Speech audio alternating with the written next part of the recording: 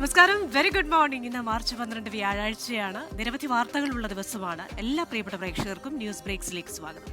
തീർച്ചയായും ഒരുപാട് രാഷ്ട്രീയ കൗതുകങ്ങളൊക്കെ കാത്തുവച്ചിരിക്കുന്ന ഒരു ദിവസം കൂടിയാണ്. അതിനപ്പുറത്തേക്ക് അടുക്കളയിലെ ആശങ്ക പുകയുന്ന നാളുകൾ കൂടിയാണ്.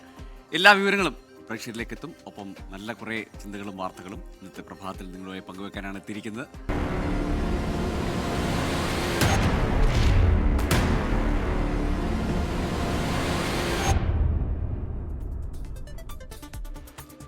വിശദമായ റിപ്പോർട്ടുകളിലേക്കാണ്. ഇന്ന് രാഷ്ട്രീയ കേരളം ഏറെ ചിന്തിക്കുകയും രാഷ്ട്രീയ കേരളം ഏറെ ശ്രദ്ധ കൊടുക്കുകയും ചെയ്യുന്ന വാർത്തയിലേക്ക് തന്നെയാണ് ആദ്യം. CPIM മുതിർന്ന നേതാവ് ജി സുധാകരൻ അമ്പലപ്പുഴയിൽ സ്വതന്ത്ര സ്ഥാനാർത്ഥിയാകും. ഇന്നലെ രാത്രി മുഖ്യമന്ത്രി പിണറായി വിജയൻ നേരിട്ട് ഫോൺ വിളിച്ച് അനുനയ നീക്കം നടത്തിയെങ്കിലും പിന്മാറ്റാൻ കഴിഞ്ഞില്ല. സുധാകരൻ പരസ്യമായ സ്ഥാനാർത്ഥിത്വം പ്രഖ്യാപിച്ചാൽ പിന്തുണയ്ക്കാനാണ് കോൺഗ്രസ് തീരുമാനം. രാവിലെ 11 മണിക്ക് പറവൂരിലെ വീട്ടിൽ സുധാകരൻ മാധ്യമങ്ങളെ കാണും. അശ്വിൻ പാലാഴിയുണ്ട് വിവരങ്ങളുമായി ആലപ്പുഴയിൽ നിന്ന്. അശ്വിൻ, ഏറെക്കാലമായി ജി സുധാകരൻ ആലപ്പുഴയിലെ CPM നേതൃത്വവുമായി നേരിട്ടൊരു ഫൈറ്റിൽ തന്നെയാണ്. അതിനപ്പുറത്തേക്ക് ഇന്ന് ഒരുപക്ഷെ ഇടത് അനുഭാവികളെ CPM പ്രവർത്തകരെയൊക്കെ ബുദ്ധിമുട്ടിലാക്കുന്ന ഒരു തീരുമാനം അദ്ദേഹം പ്രഖ്യാപിക്കുമെന്നാണ് സൂചനകൾ വരുന്നത്. അവസാനവട്ട ചർച്ചകൾ ഇന്നലെ രാത്രിയും നേതാക്കളുടെ ഒരു പട വീട്ടിലേക്കെത്തി. മുഖ്യമന്ത്രി തന്നെ നേരിട്ട് വിളിച്ചു എന്ന വിവരങ്ങളും വരുന്നു. തീരുമാനത്തിൽ എന്തെങ്കിലും അല്ലെങ്കിൽ ആലോചനകളിൽ എന്തെങ്കിലും ഒരു മാറ്റം ജി സുധാകരന്റെ ഭാഗത്തുണ്ടോ? എന്താണ് ലഭിക്കുന്ന സൂചനകൾ?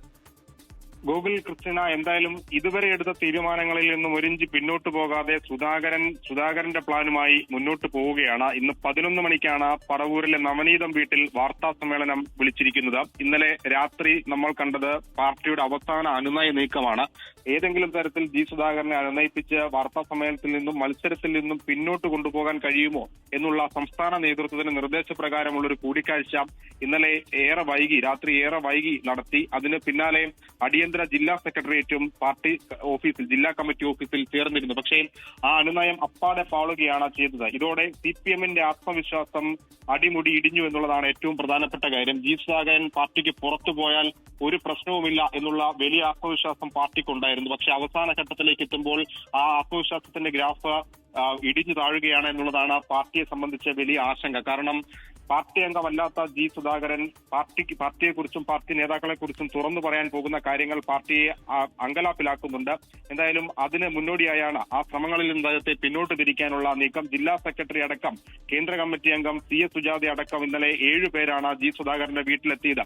അവരെ വീട്ടിനകത്തേക്ക് കയറ്റാൻ പോലും ജി സുധാകരൻ ഇന്നലെ തയ്യാറായില്ല. സാധാരണ നിലയിൽ ആര് വന്നാലും വീടിനുള്ളിൽ കയറ്റി അവരുടെ ചിത്രവും എടുത്ത് ഫേസ്ബുക്കിൽ ഇടുന്ന ജി സുധാകരനാണ്. ഇന്നലെ പാർട്ടി നേതാക്കൾ എത്തിയപ്പോൾ വീടിന്റെ വരാന്തയിൽ കസേരയിട്ടാണ് ഇരുത്തി ചർച്ച പൂർത്തിയാക്കിയത്. എന്തായാലും ഇന്ന് അദ്ദേഹം എന്തു പറയും എന്നുള്ളത് രാഷ്ട്രീയ കേരളം ഉറ്റുനോക്കുകയാണ്. അതിൽ ഏറ്റവും പ്രധാനപ്പെട്ട ചോദ്യം അമ്പലപ്പുഴയിൽ സ്വതന്ത്ര സ്ഥാനാർത്ഥിയായി മത്സരിക്കുമോ എന്നുള്ളതാണ്.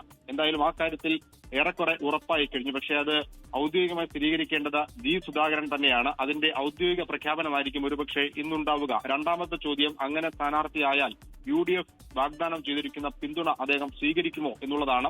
അതിലും ഒരു വ്യക്തത അദ്ദേഹം തരണം. നിലവിൽ അദ്ദേഹവുമായി ഏറ്റവും അടുത്ത വൃത്തങ്ങളോട് അദ്ദേഹം തന്നെ പറഞ്ഞിരിക്കുന്നത് ഒരു മുന്നണിയുടെയും പിന്തുണ തേടാൻ തൽക്കാലം പ്ലാൻ ഇല്ല എന്നുള്ളതാണ്. പക്ഷേ കോൺഗ്രസ് നേതാക്കളടക്കമുള്ള ആളുകളുമായി ജി സുധാകരൻ സംസാരിച്ചിട്ടുണ്ട്. അവർ ജി സുധാകരനെയും നിരന്തരം ബന്ധപ്പെടുന്നുണ്ട്.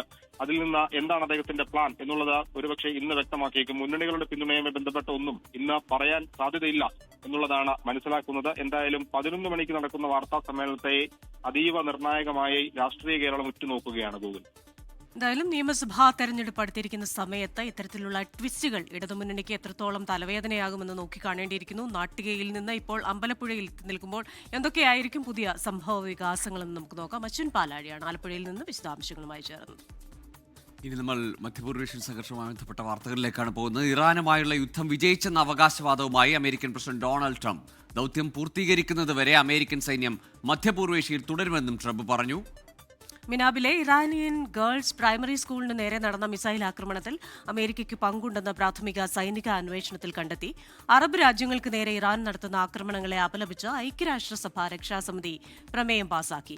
ദുബായ് ക്രീക്ക് ഹാർബർ പരിസരത്ത് കെട്ടിടത്തിൽ ഡ്രോൺ വീണു. കുവൈത്തിൽ രാത്രി 2 തവണ ആക്രമണശ്രമമുണ്ടായി. മുഹമ്മദ് റഹീസ് ദുബായിൽ നിന്ന്, ഒപ്പം മധു കൊട്ടാരക്കര ന്യൂജേഴ്സിയിൽ നിന്ന്, ജലീൽ കണ്ണമംഗലം സൗദിയിൽ നിന്നും ചേരുകയാണ്. ആദ്യം മുഹമ്മദ് റഹീസിലേക്കാണ് ദുബൈയിൽ നിന്ന്. റഹീസ്, ഇന്നലെ കനത്ത ആക്രമണം പലയിടങ്ങളിലും ഉണ്ടായി. ദുബൈയിൽ കൂടുതൽ ആളുകൾക്ക് പരിക്കേൽക്കുന്ന നിലയിലേക്കുള്ള ആക്രമണങ്ങൾ ഉണ്ടാകുന്നു. എന്താണ് വിവരങ്ങൾ? ഗൂഗിൾ നമ്മൾ ഈ സംസാരിക്കുന്ന സമയവും UAE ജാഗ്രതാ നിർദ്ദേശത്തിലാണ്. അല്പസമയം മുമ്പ് മാത്രമാണ് അലേർട്ട് സന്ദേശം പുറത്തു വന്നത്. അതായത് ഇന്നലെ രാത്രി തൊട്ടുള്ള ഒരു കണക്കെടുക്കുകയാണെങ്കിൽ 3 തവണയും 4 തവണയും ഒക്കെ അലേർട്ട് സന്ദേശം ലഭിച്ചിട്ടുണ്ട്. അപ്പോൾ സ്വാഭാവികമായിട്ടും ഇന്നലെ രാത്രി മുതൽ നടന്നത് കാര്യമായിട്ടുള്ള ആക്രമണമാണ്. അതിന്റെ ചില വിവരങ്ങൾ കൂടിയൊക്കെയും പുറത്തു വരുന്നുണ്ട്. അത് ദുബായ് ക്രീക്ക് ഹാർബറിന്റെ പരിസരത്ത് കെട്ടിടത്തിൽ ഡ്രോൺ വീണിട്ടുണ്ട് എന്നുള്ള വിവരം ഔദ്യോഗികമായി സ്ഥിരീകരിക്കുന്നു. ആളുകളെയൊക്കെയും ആ കെട്ടിടത്തിൽ നിന്നും ഒഴിപ്പിച്ചിട്ടുണ്ട്. അതിന്റെ ഒരു ദൃശ്യം പുറത്തുവിട്ടിട്ടുണ്ട്. ഈ മീഡിയ ഹൗസ് തന്നെ അതിന്റെ ഒരു ദൃശ്യം പുറത്തുവിട്ടിട്ടുണ്ട്. അതിൽ കാര്യമായി തീപിടുത്തം അത് അണച്ചു കഴിഞ്ഞിട്ടുള്ള ദൃശ്യങ്ങളാണ് പുറത്തുവിട്ടിരിക്കുന്നത്. അവിടെ സാരമായ രീതിയിലൊരു തീപിടുത്തം ഉണ്ടായി. അത് അപ്പോൾ തന്നെ അണച്ചു എന്നാണ് ദുബായ് അതോറിറ്റികളൊക്കെയും അവകാശപ്പെടുന്നത്. അതിനപ്പുറത്തേക്ക് ഈ ആളുകളെ അവിടെ നിന്നും പൂർണ്ണമായും ഒഴിപ്പിച്ചിട്ടുണ്ട്. ജാഗ്രതാ നിർദ്ദേശം നൽകിയിട്ടുണ്ട്. അവിടെ സുരക്ഷ കൂട്ടിയിട്ടുണ്ട്. അതനുസരിച്ചുള്ള പ്രവർത്തനങ്ങൾ നടന്നു വരികയാണ്. എന്നാലും ദുബായിയെ സംബന്ധിച്ചിടത്തോളം, പ്രത്യേകിച്ച് UAE സംബന്ധിച്ചിടത്തോളം ഇന്നലെ രാത്രി മുതൽ കനത്ത രീതിയിലുള്ള ആക്രമണം നടക്കുന്നു, അത് ചെറുക്കുന്നു എന്നുള്ള വിവരങ്ങൾ തന്നെയാണ് പുറത്തു വരുന്നത്. കുവൈറ്റിനെ സംബന്ധിച്ചിടത്തോളം അത് അങ്ങനെ തന്നെയാണ്. ഒപ്പം ബഹ്റൈനെ സംബന്ധിച്ചിടത്തോളം അലേർട്ടുകൾ കാര്യമായി തന്നെ ലഭിക്കുന്നുണ്ട് എന്നുള്ള വിവരം കൂടി പുറത്തു വരുന്നുണ്ട്. അപ്പോൾ ആ നിലയിലേക്ക് കാര്യങ്ങൾ മാറുകയാണ്. ആക്രമണം എന്തായാലും ഇറാൻ തുടർന്നുകൊണ്ടേയിരിക്കുകയാണ്. അതിനപ്പുറത്തേക്ക് വലിയ തോതിൽ ആക്രമണത്തെ ചെറുക്കാൻ കഴിഞ്ഞു എന്ന് കുവൈറ്റും ബഹ്റൈനും UAEയും ഒക്കെയും അവകാശപ്പെടുന്നുണ്ട്. ഇവിടെ ഒക്കെ കാര്യമായ ആക്രമണം ഉണ്ടായെങ്കിലും അതൊക്കെയും ചെറുക്കാൻ കഴിഞ്ഞു എന്നാണ് ഇവർ പറയുന്നത്. അതിനപ്പുറത്തേക്ക് ഈ സലാല ഉൾപ്പെടെ ഒമാനയിൽ ഒക്കെ ഉണ്ടായ ഈ തുറമുഖത്ത് ഒക്കെ ഇന്ധന ടാങ്കുകൾക്ക് നേരെ ഉണ്ടായ ആക്രമണത്തിലെ തീ അത് പൂർണ്ണമായും അണയ്ക്കാൻ കഴിഞ്ഞിട്ടില്ല എന്നുള്ള വിവരങ്ങളൊക്കെ, അങ്ങനെയുള്ള ചില റിപ്പോർട്ടുകളൊക്കെ പുറത്തു വരുന്നുണ്ട്. സാരമായ രീതിയിൽ തന്നെയുള്ള ആക്രമണം ഒമാന് നേരെയും ഉണ്ടായിട്ടുണ്ട്. അതും വളരെ പ്രധാനപ്പെട്ട ഒന്ന് തന്നെയാണ് എന്ന് പറയേണ്ടി വരും.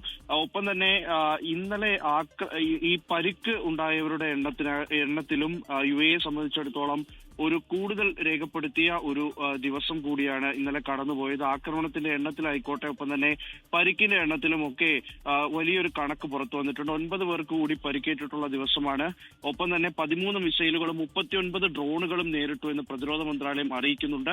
UAE-യിൽ ആകെ പരിക്കേറ്റവരുടെ എണ്ണം 131 ഉയർന്നിട്ടുണ്ട്. അപ്പോൾ കാര്യമായ രീതിയിൽ തന്നെ പരിക്കേൽക്കുന്നവരുടെ എണ്ണം കൂടുന്നുണ്ട്. പക്ഷേ സാരമായ പരിക്കല്ല, നിസ്സാരമായ പരിക്കുകളാണ് എന്നാണ് UAE-യുടെ ഓരോ അതോറിറ്റികളും അറിയിക്കുന്നത്. എന്തായാലും രാത്രിയും സമാനമായ രീതിയിൽ കാര്യമായി കഴിഞ്ഞ ദിവസങ്ങളിൽ ഉണ്ടായ പോലെയുള്ള ആക്രമണങ്ങൾ നടക്കുന്നുണ്ട്. അതിനിടയിൽ ഈ UN-ലൊക്കെയും UAE തങ്ങളുടെ നിലപാട് വീണ്ടും ആവർത്തിച്ച്, ഗൾഫ് രാജ്യങ്ങൾ ഒന്നാകെ അവരുടെ നിലപാട് ആവർത്തിച്ച് പറയുന്നുമുണ്ട്. അതിനിടയിൽ ആക്രമണത്തിന്റെ തോത് കുറയ്ക്കാൻ ഒരു നിലയ്ക്കും ഇറാൻ തയ്യാറാകുന്നുമില്ല.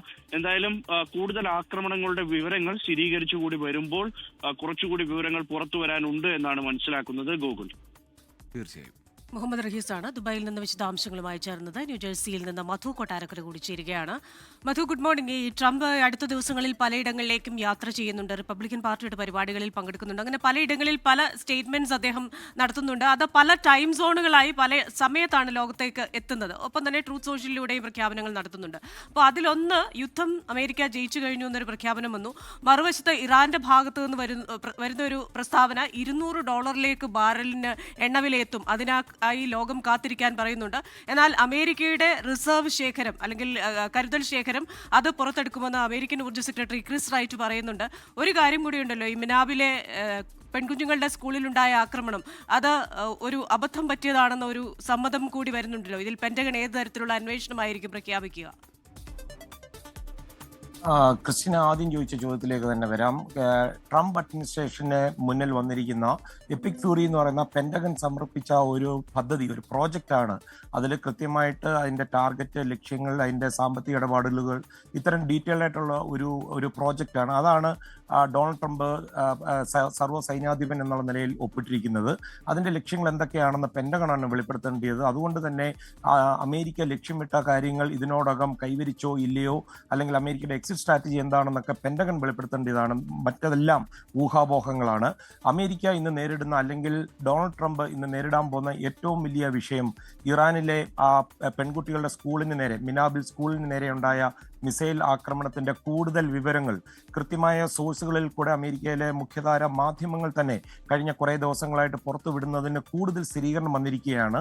ഇപ്പോൾ വന്നിരിക്കുന്നത് അമേരിക്കയുടെ പക്കലുണ്ടായിരുന്ന കാലാഹരണപ്പെട്ട വിവരങ്ങൾ അല്ലെങ്കിൽ ഔട്ട്ഡേറ്റഡ് ടാർഗറ്റിംഗ് ഡേറ്റ മൂലമെന്നാണ് വന്നിരിക്കുന്ന റിപ്പോർട്ട്. അതായത് 10 വർഷം മുൻപ് IRGC ഉപയോഗിച്ചിരുന്ന ഒരു കെട്ടിടം അത് ലക്ഷ്യം വെച്ചാണ് അമേരിക്കൻ സൈന്യം മിസൈൽ തൊടുത്തത്. എന്നാൽ ഈ കേന്ദ്രം വർഷങ്ങൾക്ക് മുമ്പ് തന്നെ അതൊരു പെൺ പള്ളിക്കൂടമായിട്ട് മാറിയിരുന്നു. ഈ വിവരം അറിയാതെയാണ് അമേരിക്ക ടോമഹോക്ക് മിസൈൽ വിക്ഷേപിച്ചതെന്നുള്ള റിപ്പോർട്ടുകളാണ് വരുന്നത്. സ്കൂളിന്റെ ഔദ്യോഗിക വെബ്സൈറ്റിലെ ആർക്കൈവ് രേഖകളൊക്കെ ഈ പറയുന്ന മാധ്യമങ്ങളൊക്കെ പരിശോധിച്ചിരുന്നു. ഈ വിദ്യാലയം ഇറാന്റെ പരമോന്നത നേതാവ് അയത്തുള്ള ഖമേനിയുടെ കീഴിലുള്ള ഇസ്ലാമിക് റവല്യൂഷണറി ഗാർഡ് കോർപ്സിന്റെ ഒരു സൈനിക കേന്ദ്രത്തിന്റെ തൊട്ടടുത്തായിട്ട് സ്ഥിതി ചെയ്യുന്നതാണ് സ്കൂൾ വെബ്സൈറ്റിൽ കാണിച്ചിരുന്നത്. കഴിഞ്ഞ ഒരു ഏതാണ്ട് ദശാബ്ദങ്ങൾക്കിടയിൽ US സൈനിക നീക്കങ്ങളിൽ സിവിലിയൻ കൊല്ലപ്പെടുന്ന അല്ലെങ്കിൽ പെൺകുട്ടികൾ കൊല്ലപ്പെടുന്ന ഏറ്റവും വലിയ ദുരന്തമായിട്ടാണ് ഇതിനെ വിലയിരുത്തപ്പെടുന്നത്. ഇതിന് വലിയ വില ഇത് സത്യമാണെന്നുണ്ടെങ്കിൽ കൊടുക്കേണ്ടി വരും ട്രംപ് അഡ്മിനിസ്ട്രേഷന്. സ്കൂൾ പരിസരത്തുനിന്ന് മിസൈലിന്റെ അവശിഷ്ടങ്ങളൊക്കെ ലഭിച്ചിരുന്നു. അത് US നിർമ്മിത ടോംഹാക്ക് മിസൈലിൻ്റെതാണെന്ന് ബെല്ലിംഗ്കാറ്റ് പോലെയുള്ള സ്വതന്ത്ര അന്വേഷണ ഏജൻസികൾ സ്ഥിരീകരിച്ചതും ഡൊണാൾഡ് ട്രംപ് അഡ്മിനിസ്ട്രേഷന് ഉത്തരം പറയേണ്ടതായിട്ടുണ്ട്. ഈ സംഭവത്തിൽ അന്വേഷണം നടന്നുകൊണ്ടിരിക്കുകയാണെന്നും ഇപ്പോൾ ഇത് സംബന്ധിച്ച് കൂടുതൽ പ്രതികരിക്കാൻ ഇല്ലെന്നുമുള്ള ഒരു നിലപാടാണ് പെന്റഗൺ വക്താക്കൾ ഇന്ന് എടുത്തിരിക്കുന്നത്. സിവിലിയൻ കേന്ദ്രങ്ങൾ ബോധപൂർവം ലക്ഷ്യം വെക്കാറില്ല എന്ന ഉറച്ച നിലപാടിലാണ് അമേരിക്ക ഇപ്പോൾ ഇതിനോട് പ്രതികരിച്ചിരിക്കുന്നത്. അതേസമയം കൃഷ്ണ, ഐക്യരാഷ്ട്ര സഭയിൽ ന്യൂയോർക്കിൽ ഇറാൻ നടത്തുന്ന ആക്രമണങ്ങളെ അപലപിച്ചുകൊണ്ട് ബഹ്റൈൻ കൊണ്ടുവന്ന പ്രമേയം ഇന്നലെ നമ്മൾ ഇത് റിപ്പോർട്ട് ചെയ്തിരുന്നു. രക്ഷാസമിതി അംഗീകരിച്ചു. ഇറാൻ നടത്തുന്ന ആക്രമണങ്ങൾ അന്താരാഷ്ട്ര നിയമങ്ങളുടെ ലംഘനമാണെന്നും ഇത് ലോക സമാധാനത്തിന് ഭീഷണിയാണെന്നും ഐക്യരാഷ്ട്ര സമിതി വിലയിരുത്തുകയും ചെയ്തിട്ടുണ്ട്. അതേസമയം ഈ പ്രമേയത്തിന് ഒരു ബദൽ പ്രമേയം എന്ന് വേണമെങ്കിൽ പറയാം. മിഡിൽ ഈസ്റ്റിലെ സംഘർഷമൊക്കെ അവസാനിപ്പിക്കുവാൻ റഷ്യ അവതരിപ്പിച്ച പ്രമേയം ഐക്യരാഷ്ട്ര രക്ഷാസമിതി തള്ളിക്കളയുകയും ചെയ്തു. 15-അംഗ സമിതിയിൽ 4 പേർ മാത്രമാണ് അനുകൂലിച്ചത്. ഇറാൻ ഇതിനോട് അതിരൂക്ഷമായ ഭാഷയിൽ പിന്നീട് പ്രതികരിക്കുകയും ചെയ്തിട്ടുണ്ട്. അമേരിക്കയുടെയും ഇസ്രയേലിന്റെയും പങ്ക് ഇത് കൊണ്ടുവരുന്നതിൽ രക്ഷാസമിതി പരാജയപ്പെട്ടു എന്നാണ് ഇറാൻ അംബാസഡർ അമീർ സയ്യിദ് ഇർവാണി പറഞ്ഞത്. ഈ എണ്ണയുമായി ബന്ധപ്പെട്ടാണെങ്കിൽ ഇറാൻ $200 വരെ ബാരലിന് പോകുമെന്ന് പറഞ്ഞിട്ടുണ്ട്. അതേസമയം ലോകരാജ്യങ്ങൾ പ്രത്യേകിച്ച് G7 രാജ്യങ്ങളൊക്കെ കഴിഞ്ഞ ദിവസങ്ങളിൽ മുൻകൈ എടുത്ത് ഈ റിസർവ് ലുള്ള ഈ എണ്ണ വിപണിയിലേക്ക് എത്തിച്ച് താൽക്കാലികമായി വില പിടിച്ചു നിർത്തുവാനുള്ള ശ്രമങ്ങൾ ഒരു വശത്ത് ആരംഭിച്ചിട്ടുണ്ടെന്നുള്ളത് ഏറെ ശുഭകരമായ ഒരു വാർത്തയുമാണ്. കൃഷ്ണ ഗോകുൽ. മധു കൊട്ടാരക്കരയാണ് വിവരങ്ങൾ നൽകിയത്. അമേരിക്കയിൽ നിന്ന് ഐക്യരാഷ്ട്രസഭയിൽ നടക്കുന്ന നീക്കങ്ങൾ, ഒപ്പം അമേരിക്കയിലെ ചർച്ചകൾ സംബന്ധിച്ച് ട്രംപിന്റെ പ്രതികരണത്തിലൊക്കെയുള്ള വിശദമായ വിവരങ്ങളാണ് മധു പങ്കുവച്ചത്. ഇനി ജലീൽ കടമംഗലത്തിലേക്കാണ്. സൗദിയിൽ നിന്ന് ചേരുന്നു. ജലീൽ, ഇന്നലെയും രാത്രിയിലും ഇപ്പോഴുമെല്ലാം വലിയ പ്രതിരോധം തീർക്കേണ്ടി വരുന്നുണ്ട് സൗദിക്ക്. കഴിഞ്ഞ ദിവസങ്ങളിലെല്ലാം അത് അങ്ങനെ തന്നെയാണ്. എന്താണ് പോയ രാത്രിയിലെയും ഇപ്പോഴത്തെ അവിടുത്തെ സാഹചര്യം? ഗോകുൽ, കൃഷ്ണ, സൗദി പ്രതിരോധ മന്ത്രാലയം ഇന്ന് പുറത്തുവിട്ട റിപ്പോർട്ട് പ്രകാരം ഇന്നലെ രാത്രി മാത്രം 30ഓളം ഡ്രോൺ മിസൈൽ ആക്രമണങ്ങളാണ് സൗദിക്ക് നേരെ ഉണ്ടായത്. അൽഖർജിലെ പ്രിൻസ് സുൽത്താൻ എയർബേസിന് നേരെ 3 തവണ ബാലിസ്റ്റിക് മിസൈൽ ഉപയോഗിച്ച് ആക്രമണ ശ്രമമുണ്ടായപ്പോൾ ഷൈബ എണ്ണപ്പാടം ലക്ഷ്യമാക്കി 3 തവണ ഡ്രോൺ ആക്രമണ ശ്രമവും ഉണ്ടായി. എന്നാൽ കിഴക്കൻ പ്രവിശ്യയ്ക്ക് നേരെ മാത്രം കഴിഞ്ഞ രാത്രി ഉണ്ടായത് 24 ഡ്രോൺ ആക്രമണ ശ്രമങ്ങളാണ്. എല്ലാം സൗദി പ്രതിരോധ സേന തകർത്തതായി പ്രതിരോധ മന്ത്രാലയം അറിയിച്ചിട്ടുണ്ട്. ആളപായമില്ല, നാശനഷ്ടങ്ങളൊന്നും റിപ്പോർട്ട് ചെയ്യുകയും ചെയ്തിട്ടില്ല. ഇതുവരെ 200-ലേറെ തവണ സൗദിക്ക് നേരെ ഡ്രോൺ മിസൈൽ ആക്രമണം ഉണ്ടായി. ഇതിൽ 99% ലക്ഷ്യസ്ഥാനത്ത് എത്തുന്നതിന് മുമ്പ് തന്നെ തകർത്തു. മധ്യമേഖലയിലും സൗദിയുടെ മധ്യമേഖലയിലും കിഴക്കൻ പ്രവിശ്യയിലുമാണ് കാര്യമായി ആക്രമണങ്ങൾ ഇപ്പോൾ ഉണ്ടാകുന്നത്. അതേസമയം സൗദി അറേബ്യയെ സംബന്ധിച്ചിടത്തോളം വളരെ നിർണായകമായ നീക്കങ്ങളാണ് ഇപ്പോൾ നടന്നുകൊണ്ടിരിക്കുന്നത്. നയതന്ത്രപരമായ നീക്കങ്ങൾ ഒരു വശത്ത് നടക്കുമ്പോൾ സാമ്പത്തിക സുരക്ഷാ മേഖലയിലെ പുതിയ നീക്കങ്ങളും ഉണ്ടാകുന്നുണ്ട്. നയതന്ത്ര കാര്യങ്ങളിലേക്ക് വരികയാണെങ്കിൽ സൗദി വിദേശകാര്യമന്ത്രി പ്രിൻസ് ഫൈസൽ ബിൻ ഫർഹാൻ വിവിധ രാജ്യങ്ങളുമായി ചർച്ച നടത്തി വരികയാണ് മേഖലയിലെ സംഘർഷവുമായി ബന്ധപ്പെട്ട്. US വിദേശകാര്യമന്ത്രി മാർക്കോ റൂബിയോയുമായി അദ്ദേഹം കഴിഞ്ഞ ദിവസം സംസാരിച്ചു. ജർമ്മൻ വിദേശകാര്യമന്ത്രിയുമായും ഈ ഫൈസൽ ബിൻ ഫർഹാൻ സംസാരിച്ചു. ജർമ്മനി ഉൾപ്പെടെ പല രാജ്യങ്ങളും സൗദിക്ക് പൂർണ്ണ പിന്തുണ പ്രഖ്യാപിച്ചിട്ടുണ്ട് എന്നത് ശ്രദ്ധേയമാണ്. സൗദി പ്രതിരോധ മന്ത്രി ഖാലിദ് ബിൻ സൽമാൻ രാജകുമാരനും വിവിധ രാജ്യങ്ങളുമായി മേഖലയിലെ സാഹചര്യം ചർച്ച ചെയ്യുന്നുണ്ട്. രണ്ടാമതായി ചരക്ക് നീക്കം തടസ്സപ്പെടാതിരിക്കാനുള്ള ഒരു പ്ലാൻ B സൗദി നടപ്പിലാക്കുകയാണ്. സൗദി ഗതാഗത മന്ത്രി എഞ്ചിനീയർ സാലിഹ് അൽ ജാസിറാണ് ഈ പുതിയ നീക്കത്തെക്കുറിച്ച് അറിയിച്ചിട്ടുള്ളത്. ഗൾഫ് മേഖലയിലെ മറ്റു തുറമുഖങ്ങളിൽ ഉണ്ടാകുന്ന തടസ്സങ്ങൾ മുന്നിൽ കണ്ട് ചെങ്കടൽ തീരത്തെ ജിദ്ദ ഉൾപ്പെടെയുള്ള തുറമുഖങ്ങളെ പ്രധാന കേന്ദ്രങ്ങളാക്കി മാറ്റാനാണ് നീക്കം. ഈ ചെങ്കടൽ തുറമുഖങ്ങളിൽ നിന്ന് സൗദിയുടെ മറ്റു ഭാഗങ്ങളിലേക്കും ഗൾഫ് രാജ്യങ്ങളിലേക്കും ചരക്ക് എത്തിക്കാൻ പ്രത്യേക ലോജിസ്റ്റിക്സ് പാതകൾ തയ്യാറാക്കുകയാണ്. ഗൾഫ് രാജ്യങ്ങളിൽ നിന്നുള്ള ചരക്കുകൾ ലോകത്തിന്റെ മറ്റു ഭാഗങ്ങളിലേക്ക് എത്തിക്കാനും ഈ ഒരു സംവിധാനം പ്രയോജനപ്പെടുത്തും. ഈ ചെങ്കടൽ തീരത്തെ തുറമുഖങ്ങൾക്ക് 1.7 കോടി കണ്ടെയ്നറുകൾ കൈകാര്യം ചെയ്യാനുള്ള ശേഷി ഉണ്ട് എന്നത് ആഗോള വിപണിക്ക് വലിയൊരു ആശ്വാസമാണ്. അതേസമയം യാത്രക്കാരുടെ സൗകര്യാർത്ഥം ഗൾഫ് എയർ വിമാനം ദമാം വിമാനത്താവളം ഇപ്പോൾ ഉപയോഗിക്കുന്നുണ്ട്. സൗദിയിലുള്ള ബഹ്റൈനിൽ നിന്നുള്ള യാത്രക്കാരെ ബസ് മാർഗം ദമാമിൽ എത്തിച്ച് അവിടെ നിന്ന് വിദേശ രാജ്യങ്ങളിലേക്ക് കൊണ്ടുപോവുകയാണ് ഇപ്പോൾ ചെയ്യുന്നത്. നേരത്തെ കുവൈത്ത് എയർവേസും സൗദി വിമാനത്താവളം ഉപയോഗിച്ച് സർവീസ് ആരംഭിച്ചിരുന്നു. സൗദിയിലെ സൗദി എയർലൈൻസ്, ഫൈനാസ് തുടങ്ങിയ വിമാന കമ്പനികൾ ഷെഡ്യൂൾ ചെയ്ത പ്രകാരം തന്നെ സർവീസ് നടത്തുകയും ചെയ്യുന്നുണ്ട്. ഏറ്റവും പ്രധാനപ്പെട്ട മറ്റൊരു കാര്യം പങ്കുവെക്കാനുള്ളത് പ്രവാസികൾ ശ്രദ്ധിക്കേണ്ട സുരക്ഷാ നിയമങ്ങളാണ്. സൗദിയിലെ ഹായിലിൽ ഒരു ഇന്ത്യൻ ഡോക്ടർ അറസ്റ്റിലായ വാർത്ത പുറത്തു വരുന്നുണ്ട്. യുദ്ധവുമായി ബന്ധപ്പെട്ട് പാടില്ലാത്ത ചില പോസ്റ്റുകൾ വാട്സപ്പ് സ്റ്റാറ്റസായി വെച്ചതാണ് ഇദ്ദേഹത്തിനെതിരെ ചുമത്തിയ കുറ്റം. സോഷ്യൽ മീഡിയയിൽ യുദ്ധവുമായി ബന്ധപ്പെട്ട സ്റ്റാറ്റസുകൾ ഇടുന്നതും വീഡിയോകൾ പങ്കുവെക്കുന്നതും ഒക്കെ സൗദിയിൽ വലിയ കുറ്റമാണ്. ഇത് രാജ്യത്തിന്റെ സുരക്ഷയെയും സമാധാനത്തെയും ഒക്കെ ബാധിക്കുന്ന കാര്യമായതിനാലാണ് ഈ പോലീസ് കർശന നടപടിയെടുക്കുന്നത്. അറസ്റ്റിലായ ഹൈദരാബാദ് സ്വദേശിയായ ഡോക്ടർ ഇപ്പോൾ ജയിലിലാണ്. ഇതുവരെ പുറത്തു വന്നിട്ടില്ല എന്നാണ് റിപ്പോർട്ട്. ഔദ്യോഗികമായി അറിയിക്കുന്ന വിവരങ്ങൾ അല്ലാതെ മറ്റൊന്നും പ്രചരിപ്പിക്കരുത് എന്ന് പോലീസ് വ്യക്തമായ മുന്നറിയിപ്പ് നൽകുകയും ചെയ്തിട്ടുണ്ട്. സാമൂഹ്യ പ്രവർത്തകർ ഈ പ്രവാസികളിലേക്ക് ഈ സന്ദേശം എത്തിക്കാൻ പോലീസ് നിർദ്ദേശം നൽകുകയും ചെയ്യുന്നുണ്ട്. ഗോകുൽ കൃഷ്ണ. ശരി, ജലീൽ കണ്ണമംഗലമാണ് സൗദിയിൽ നിന്ന് വിശദാംശങ്ങളുമായി ചേർന്നത്.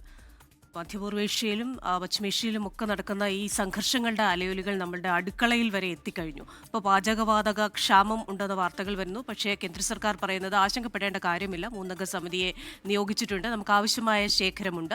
ഒപ്പം തന്നെ രാജ്യാന്തര ഊർജ്ജ ഏജൻസിയുടെ എക്സിക്യൂട്ടീവ് ഡയറക്ടർ ഫെയ്ത്ത് ബിറോൾ പറയുന്നുണ്ട്, ചരിത്രത്തിൽ ആദ്യമായി രാജ്യാന്തര ഊർജ്ജ ഏജൻസിയുടെ 32 അംഗരാജ്യങ്ങൾ അവരുടെ ഏറ്റവും വലിയ കരുതൽ ശേഖരം പുറത്തേക്ക് എടുക്കാൻ പോവുകയാണ്. 400 മില്യൺ ബാരലുകൾ ഈ ഒരു പ്രതിസന്ധി നേരിടാനായി പുറത്തേക്ക് എടുക്കാൻ അവർ തയ്യാറായിട്ടുണ്ട്. അതുകൊണ്ട് തന്നെ കാര്യമായ ഊർജ്ജ പ്രതിസന്ധി ഉണ്ടാവില്ല, ആശങ്കപ്പെടാതെ ഇരിക്കാനുള്ള ചില കാര്യങ്ങൾ കൂടി ഈ ഘട്ടത്തിൽ വരുന്നുണ്ട്. പക്ഷേ നമ്മളുടെ നാട്ടിൽ LPGക്ക് പാചകവാതകത്തിന് വലിയ ക്ഷാമം നേരിടുന്നതാണ് യാഥാർത്ഥ്യം. പ്രത്യേകിച്ച് വീടുകളിലല്ല, ഈ വ്യാപാര സ്ഥാപനങ്ങളിൽ, കച്ചവട സ്ഥാപനങ്ങളിൽ, ഹോട്ടലുകളിലാണ് ഏറ്റവും പ്രതിസന്ധി നേരിടുന്നത്. ആ പ്രതിസന്ധി തുടരുകയുമാണ്. വാണിജ്യാവശ്യത്തിനുള്ള പാചകവാതക സിലിണ്ടർ ലഭ്യത കുറഞ്ഞതോടെ നമ്മുടെ നാട്ടിലും കേരളത്തിൽ ഇടുക്കിയിലും വലിയ പ്രതിസന്ധി നേരിടുന്നു. അങ്ങനെ ഒരു ഹോട്ടലിലേക്കാണ്, ആ ഹോട്ടൽ പൂട്ടിയ വാർത്തയിലേക്കാണ്. നെടുങ്കണ്ടം മുണ്ടിയെരുമയിൽ വനിതാ സംരംഭകരുടെ സുഭിക്ഷ എന്ന ഹോട്ടലാണ് അടച്ചുപൂട്ടിയത്. ഇതോടെ 6 കുടുംബങ്ങൾ വഴിയാധാരമായി. വരും ദിവസങ്ങളിൽ കൂടുതൽ ഹോട്ടലുകൾ അടച്ചുപൂട്ടേണ്ടി വരുമെന്നാണ് കച്ചവടക്കാർ പറയുന്നത്. രാഹുൽ വിജയൻ തയ്യാറാക്കിയ റിപ്പോർട്ടിലേക്ക്. വാണിജ്യ പാചകവാതക സിലിണ്ടറുകളുടെ ലഭ്യത പ്രതിസന്ധിയിലായതോടുകൂടി ഇടുക്കിയിലും വലിയ തരത്തിൽ ബുദ്ധിമുട്ട് അനുഭവപ്പെടുന്നുണ്ട്. നമ്മളോടൊപ്പം ചേരുന്ന സലീന എന്ന് പറയുന്ന സ്ത്രീ, അവർ ഒരു ഹോട്ടൽ നടത്തിക്കൊണ്ടിരിക്കുകയായിരുന്നു. ഹോട്ടൽ അടച്ചുപൂട്ടേണ്ട അവസ്ഥയിലേക്ക് വന്നു. നിലവിൽ എന്താണ് പ്രതിസന്ധി? പ്രതിസന്ധി ഗ്യാസ് കുറ്റി കിട്ടാനില്ല. അതാണ് ഒരു ബുക്കിന് ഒരു കുറ്റി വെച്ചേ ഉള്ളൂ. ഒരു മാസം 25 ദിവസം കൂടുമ്പോഴേ തരുവുള്ളെന്ന് പറഞ്ഞു. അന്നേരം നമുക്ക് അങ്ങനെ കുറ്റി കണക്ഷൻ കിട്ടാനില്ല. അതാണ് കാര്യം. ഒരു ദിവസം എത്ര കുറ്റി വേണ്ടി വരുന്നതായിരുന്നു? 2-2.5 കുറ്റി ഡെയിലി വേണം. ഇന്നാണോ അടച്ചുപൂട്ടി? ഞായറാഴ്ച അടച്ചതാ. അവരെന്താണ് പറയുന്നത്? അവര് പറയുന്നത് ഇതിന്റെ ഒന്നും ആയിട്ടില്ലാണ്ട് കമ്മിറ്റി ഉണ്ടാ തീരുമാനിച്ചിട്ട് പറയാന്നൊക്കെ പറഞ്ഞു. ഇന്നലെ പറഞ്ഞപ്പോഴത്തേന് ചോദിച്ചപ്പം ഒന്നും ആയിട്ടില്ലെന്നാ പറഞ്ഞ്. അതുകൊണ്ട് വിളിക്കാന്നാ പറഞ്ഞേ. വലിയ തരത്തിൽ ബുദ്ധിമുട്ടാവില്ലേ കട ഇങ്ങനെ അടച്ചു? ഭയങ്കര ബുദ്ധിമുട്ടാവും. കടങ്ങളെല്ലാം ഉണ്ട്, ലോണൊക്കെ അടച്ചു തരാനുള്ളതാ. അതെല്ലാം പെൻഡിങ് ആയ ഭയങ്കര പാടല്ലേ. വിറകടുപ്പിൽ ഈ സാധനങ്ങൾ ഉണ്ടാക്കി പ്രശ്നം പരിഹരിക്കാൻ പറ്റുന്നതാണോ? ഇത് നടക്കുകയല്ല. കഞ്ഞി മാത്രം വെക്കാൻ പറ്റുള്ളൂ. അതിന് ഒരടുപ്പേ ഉള്ളൂ നമുക്ക്, അല്ലാതെ അടുപ്പില്ല. ബാക്കിയെല്ലാം ഗ്യാസല്ല. വലിയ പ്രതിസന്ധിയാണ്. മറികടക്കാൻ എന്തെങ്കിലും ഒരു മാർഗം നിങ്ങൾ കാണുന്നുണ്ടോ? എന്ത് ചെയ്യുമെന്ന് അറിയത്തില്ല. എന്തെങ്കിലും ഒരു തീരുമാനത്തിലെത്തുമായിരുന്നു. നമുക്ക് ഗ്യാസ് കിട്ടിയിരുന്നെങ്കിൽ സമാധാനം ഉണ്ടായിരുന്നു. അപ്പം നമ്മളെ കൊണ്ട് ജീവിക്കുന്ന ആൾക്കാരുണ്ടല്ലോ, നമ്മുടെ സ്റ്റാഫൊക്കെ, അവർക്കൊക്കെ ബുദ്ധിമുട്ടാണ്. ഇതുകൊണ്ട് കഴിയുന്ന ആൾക്കാരല്ലേ, 5 കുടുംബം കഴിയുന്നതാണ്. എന്തായാലും വലിയ പ്രതിസന്ധി ഇടുക്കിയിലും ഹോട്ടലുകൾ നേരിടുന്നുണ്ട് എന്നുള്ളതാണ് വളരെ പ്രധാനപ്പെട്ട കാര്യം. വാണിജ്യ ആവശ്യത്തിനുള്ള ഗ്യാസ് കുറ്റികൾ കിട്ടിയില്ല എങ്കിൽ ഇത്തരത്തിൽ കൂടുതൽ ഹോട്ടലുകൾ അടച്ചുപൂട്ടേണ്ട അവസ്ഥയിലേക്ക് വരും എന്നുള്ളതാണ് സലീന പറയുകയും ചെയ്തിരിക്കുന്നത്. നിലവിൽ ഈ സലീനയുടെ കടയിൽ തന്നെ 5 കുടുംബങ്ങളാണ് ഈ കടയുമായി ബന്ധപ്പെട്ട് ഉപജീവന മാർഗം നടത്തിക്കൊണ്ടിരുന്നത്. അതില്ലാതെ ആവുകയാണ്. സമാനമായ സാഹചര്യം ഒഴിവാക്കുന്നതിന് വേണ്ടി അടിയന്തര നടപടി ഉണ്ടാകണമെന്നുമാണ് ഇവരൊക്കെ ആവശ്യപ്പെടുന്നു. സുമിത്രനൊപ്പം രാഹുൽ വിജയൻ, 24 ഇടുക്കി. ഗ്യാസ് ഇല്ലെങ്കിൽ എന്താ വിറകുണ്ടല്ലോ, വിറക് കത്തിച്ചാൽ പോരെ എന്നൊക്കെ ചോദിക്കുന്നവരുണ്ട്. പക്ഷേ വിറകുള്ളവർക്ക് അങ്ങനെയൊക്കെ ചോദിക്കാം. അത് വിറക് കത്തിക്കാൻ പോലും സാഹചര്യമില്ലാത്ത തരത്തിലുള്ള അല്ലെങ്കിൽ അങ്ങനെയുള്ള സംവിധാനങ്ങളില്ലാത്ത ഹോട്ടലുകളുണ്ട്. വിറക് കത്തിക്കാൻ പാടില്ല എന്ന് നിയമമുള്ള സംസ്ഥാനങ്ങളുണ്ട്, അങ്ങനെയുള്ള നഗരങ്ങളുണ്ട്. അവിടെയൊക്കെ ഹോട്ടലുകൾ എങ്ങനെ പ്രവർത്തിക്കുന്നത് ചോദ്യമാണ്. നമ്മുടെ സാഹചര്യമല്ല എല്ലാവരുടേതും എന്ന് ഓർക്കുക. ഹോട്ടലുകൾ മാത്രമല്ല ഗോകുലി, വാതകം ഉപയോഗിച്ച് ഗ്യാസ് ഉപയോഗിച്ച് നടത്തുന്ന ശ്മശാനങ്ങളുണ്ട്. അപ്പോൾ ഈ കോഴിക്കോട് ഇന്നലെ സംസ്കാരം മുടങ്ങി. അത്തരത്തിലുള്ള പ്രശ്നങ്ങളും വരും. പക്ഷേ ഈ പറയുന്ന അവശ്യ സാധന നിയമം 1955 നിയമം അനുസരിച്ച് വീടുകൾക്കും ഇതേപോലെ തന്നെ ഹോട്ടലുകൾക്കുമൊക്കെ അവർ കഴിഞ്ഞ 6 മാസം ഉപയോഗിച്ചത് എത്രയാണോ അതിൻ്റെ ഒരു ശരാശരി കണക്കാക്കി 100% ഉറപ്പാക്കണമെന്ന് സർക്കാർ പറഞ്ഞിട്ടുണ്ട്. അത് ഏത് രീതിയിൽ നടപ്പാകുമെന്ന് നമുക്ക് നോക്കിക്കാണാം. തീർച്ചയായും. ഇനി തെരഞ്ഞെടുപ്പുമായി ബന്ധപ്പെട്ട വാർത്തകളിലേക്കാണ്. നിയമസഭാ തെരഞ്ഞെടുപ്പിൽ സീറ്റ് വിഭജനത്തിൽ കോൺഗ്രസ് മുസ്ലിം ലീഗ് ചർച്ച നാളെ. സീറ്റ് വെച്ചുമാറുന്നതിൽ ഇരു പാർട്ടികളിലും എതിർപ്പുണ്ട്. തിരുവമ്പാടി സീറ്റ് വിട്ടുകൊടുക്കാൻ പ്രയാസമുണ്ടെന്നാണ് ലീഗിന്റെ നിലപാട്. തവനൂർ വിട്ടുകൊടുക്കാനാവില്ലെന്ന് കോൺഗ്രസും അറിയിച്ചിട്ടുണ്ട്. പുനലൂരും ഇരവിപുരവും വെച്ചുമാറുന്നത് സംബന്ധിച്ച് ചർച്ച നടക്കും. എസ് വിനേഷ് കുമാറാണ് തിരുവനന്തപുരത്ത് നിന്ന് ചേരുന്നത്. വിനേഷ്, പല ജില്ലകളിലും സീറ്റുകൾ വെച്ചുമാറണം, അല്ലെങ്കിൽ സംഘടനയ്ക്ക് ശേഷിയുള്ള മണ്ഡലങ്ങൾ അങ്ങോട്ടും ഇങ്ങോട്ടും വെച്ചുമാറണമെന്നത് കോൺഗ്രസ് പ്രവർത്തകരും അല്ലെങ്കിൽ കോൺഗ്രസ് നേതാക്കളും ലീഗ് നേതാക്കളും തമ്മിൽ നടക്കുന്ന ചർച്ചയാണ്. പ്രാദേശികമായി പലയിടത്തും ലീഗ് പ്രവർത്തകർക്ക് അവരുടെ സീറ്റുകൾ വിട്ടുകൊടുക്കാൻ മടിയുണ്ട്. കോൺഗ്രസിനാണെങ്കിൽ ചില സീറ്റുകൾ ലഭിക്കണമെന്ന് ആഗ്രഹമുണ്ട്. ഏതൊക്കെ സീറ്റിലാണ് ഇനി ചർച്ച നടക്കാൻ പോകുന്നത്? ഗോകുൽ ക്രിസ്റ്റീന, എന്തായാലും തർക്കം നിലനിൽക്കുന്നുണ്ട് UDF എന്നുള്ള കാര്യത്തിൽ സംശയമില്ല. പ്രധാനമായും മുസ്ലിം ലീഗും കോൺഗ്രസും തന്നെയാണ് തർക്കമുള്ളത്. 2 സീറ്റുകൾ ചൊല്ലി. നമുക്കറിയാം, കോഴിക്കോട് ജില്ലയിലെ തിരുവമ്പാടി സീറ്റിൽ മുസ്ലിം ലീഗാണ് അവിടെ സ്ഥാനാർത്ഥി. മുസ്ലിം ലീഗ് സ്ഥാനാർത്ഥിയാണ് കാലങ്ങളായി അവിടെ മത്സരിക്കുന്നത്. ഇത് കോൺഗ്രസിന് വേണം എന്നുള്ളതാണ് ആവശ്യം. കാരണം അതിൽ അവർ പ്രധാനമായും ഉന്നയിക്കുന്നത് ക്രിസ്ത്യൻ വോട്ടുകൾക്ക് വലിയ സ്വാധീനമുള്ളൊരു മേഖലയാണ്. അതുകൊണ്ട് തന്നെ ഒരു ക്രൈസ്തവ സ്ഥാനാർത്ഥി നിന്ന് കഴിഞ്ഞാൽ അവിടെ ജയിക്കാനുള്ള സാധ്യത വളരെ കൂടുതലാണ്. നമുക്കറിയാം, അവിടെ മത്തായി ചാക്കോ ഉൾപ്പെടെയുള്ള ആളുകൾ ഇടതുപക്ഷത്ത് നിന്ന് ജയിച്ചതാണ്. ഇപ്പോൾ ഇടതുപക്ഷത്തിൻ്റെ സ്ഥാനാർത്ഥിയും അങ്ങനെ തന്നെയാണ്. അത്തരത്തിലുള്ളൊരു സ്വാധീനമുള്ള ഒരു സ്ഥലം കൂടിയാണത്. അതുകൊണ്ട് തന്നെ ആ സീറ്റ് വിട്ടുകിട്ടണം എന്നുള്ളൊരു നിലപാടിലേക്ക് കോൺഗ്രസ് പോവുകയും കോൺഗ്രസിൽ നിന്നൊരു ക്രൈസ്തവ സമുദായത്തിൽ നിന്നുള്ളൊരു സ്ഥാനാർത്ഥിയെ അവിടെ നിർത്തണം എന്നുള്ളൊരു ആലോചന കോൺഗ്രസിനകത്ത് നടക്കുന്നുണ്ട്. പക്ഷേ ഇത് വിട്ടു നൽകാൻ കഴിയില്ല എന്നുള്ളൊരു നിലപാടിലാണ് മുസ്ലിം ലീഗ്. അങ്ങനെ വരികയാണെങ്കിൽ തവനൂർ വിട്ടു നൽകാൻ കഴിയില്ല എന്നാണ് കോൺഗ്രസ് പറയുന്നത്. തവനൂർ നമുക്കറിയാം മുസ്ലിം ലീഗിന് വലിയ സ്വാധീനമുള്ള മേഖലയാണ്. ഇവിടെ അതുകൊണ്ട് തന്നെ ഈ സീറ്റ് തങ്ങൾക്ക് വേണം എന്ന് കഴിഞ്ഞ കുറേ കാലങ്ങളായി മുസ്ലിം ലീഗ് ആവശ്യപ്പെട്ടുകൊണ്ടിരിക്കുന്നതാണ്. ഇത് വിട്ടു നൽകാൻ കഴിയില്ല എന്നുള്ളൊരു നിലപാടിലേക്ക് കോൺഗ്രസ് ഇപ്പോൾ എത്തിച്ചേർന്നു എന്നാണ് നമുക്ക് അറിയാൻ കഴിയുന്നത്. മറ്റൊന്ന് ഇരവിപുരവും അതുപോലെ തന്നെ പുനലൂരുമാണ്. പുനലൂരിന് പകരം ചടയമംഗലം വേണം എന്നുള്ളൊരു നിലപാടിലേക്ക് മുസ്ലിം ലീഗ് എത്തിയിട്ടുണ്ട്. എങ്കിലും അത് നൽകുന്നതിൽ കുഴപ്പമില്ല എന്നുള്ളൊരു തീരുമാനത്തിലേക്ക് തന്നെയായിരിക്കും കോൺഗ്രസ് പോവുക എന്നാണ് അറിയുന്നത്. ഇരവിപുരത്തിൻ്റെ കാര്യത്തിലും തീരുമാനമില്ല. പുനലൂരും ഇരവിപുരവും നൽകും എന്നുള്ളത് വെച്ചു മാറും എന്നുള്ള കാര്യത്തിൽ അതിൽ വലിയ തർക്കങ്ങൾ നിലനിൽക്കില്ല. പക്ഷേ തവനൂരും ഈ പറഞ്ഞിരിക്കുന്ന തിരുവമ്പാടിയും സംബന്ധിച്ചുള്ള കാര്യങ്ങളാണ് ഇപ്പോൾ തർക്കം രൂക്ഷമായിട്ടുള്ളത്. ഇത് സംബന്ധിച്ചുള്ള ഉഭയകക്ഷി ചർച്ച നാളെ നടക്കും. ഇതിലൊരു അന്തിമ തീരുമാനം ഉണ്ടായേക്കുമെന്നാണ് നമുക്ക് അറിയാൻ കഴിയുന്നത്. ശരി വിനേഷ്, കളമശ്ശേരിയിലും കൊച്ചിയിലും ഒക്കെ സമാനമായ ചർച്ചകളൊക്കെ ആദ്യം കേട്ടതാണ്. പക്ഷേ അതെല്ലാം അടങ്ങി. കാരണം പ്രാദേശികമായി ഈ സീറ്റുകൾ വിട്ടുകൊടുക്കുന്നതിൽ അവിടുത്തെ പ്രവർത്തകർക്ക്, ലീഗ് പ്രവർത്തകർക്കാണെങ്കിലും കോൺഗ്രസ് പ്രവർത്തകർക്കാണെങ്കിലും ഒക്കെ മുറുമുറുപ്പുണ്ട്, പ്രശ്നങ്ങളുണ്ട്. മറ്റൊരു വാർത്തയിലേക്ക്. കൊച്ചി ചെല്ലാനം കണ്ടക്കടവിൽ ചുഴലിക്കാറ്റ് വീശി 3 വീടുകളുടെ മേൽക്കൂര തകർന്നു. രാത്രി 2 മണിയോടെയായിരുന്നു ആ ശക്തമായ കാറ്റ് വീശിയത്. അതിന്റെ ദൃശ്യങ്ങളിലേക്കൊന്ന് പോകാം.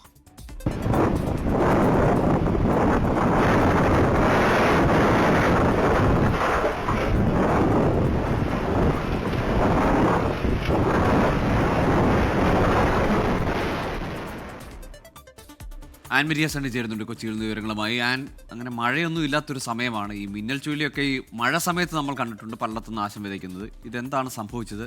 കാര്യമായ നാശനഷ്ടമുണ്ടോ?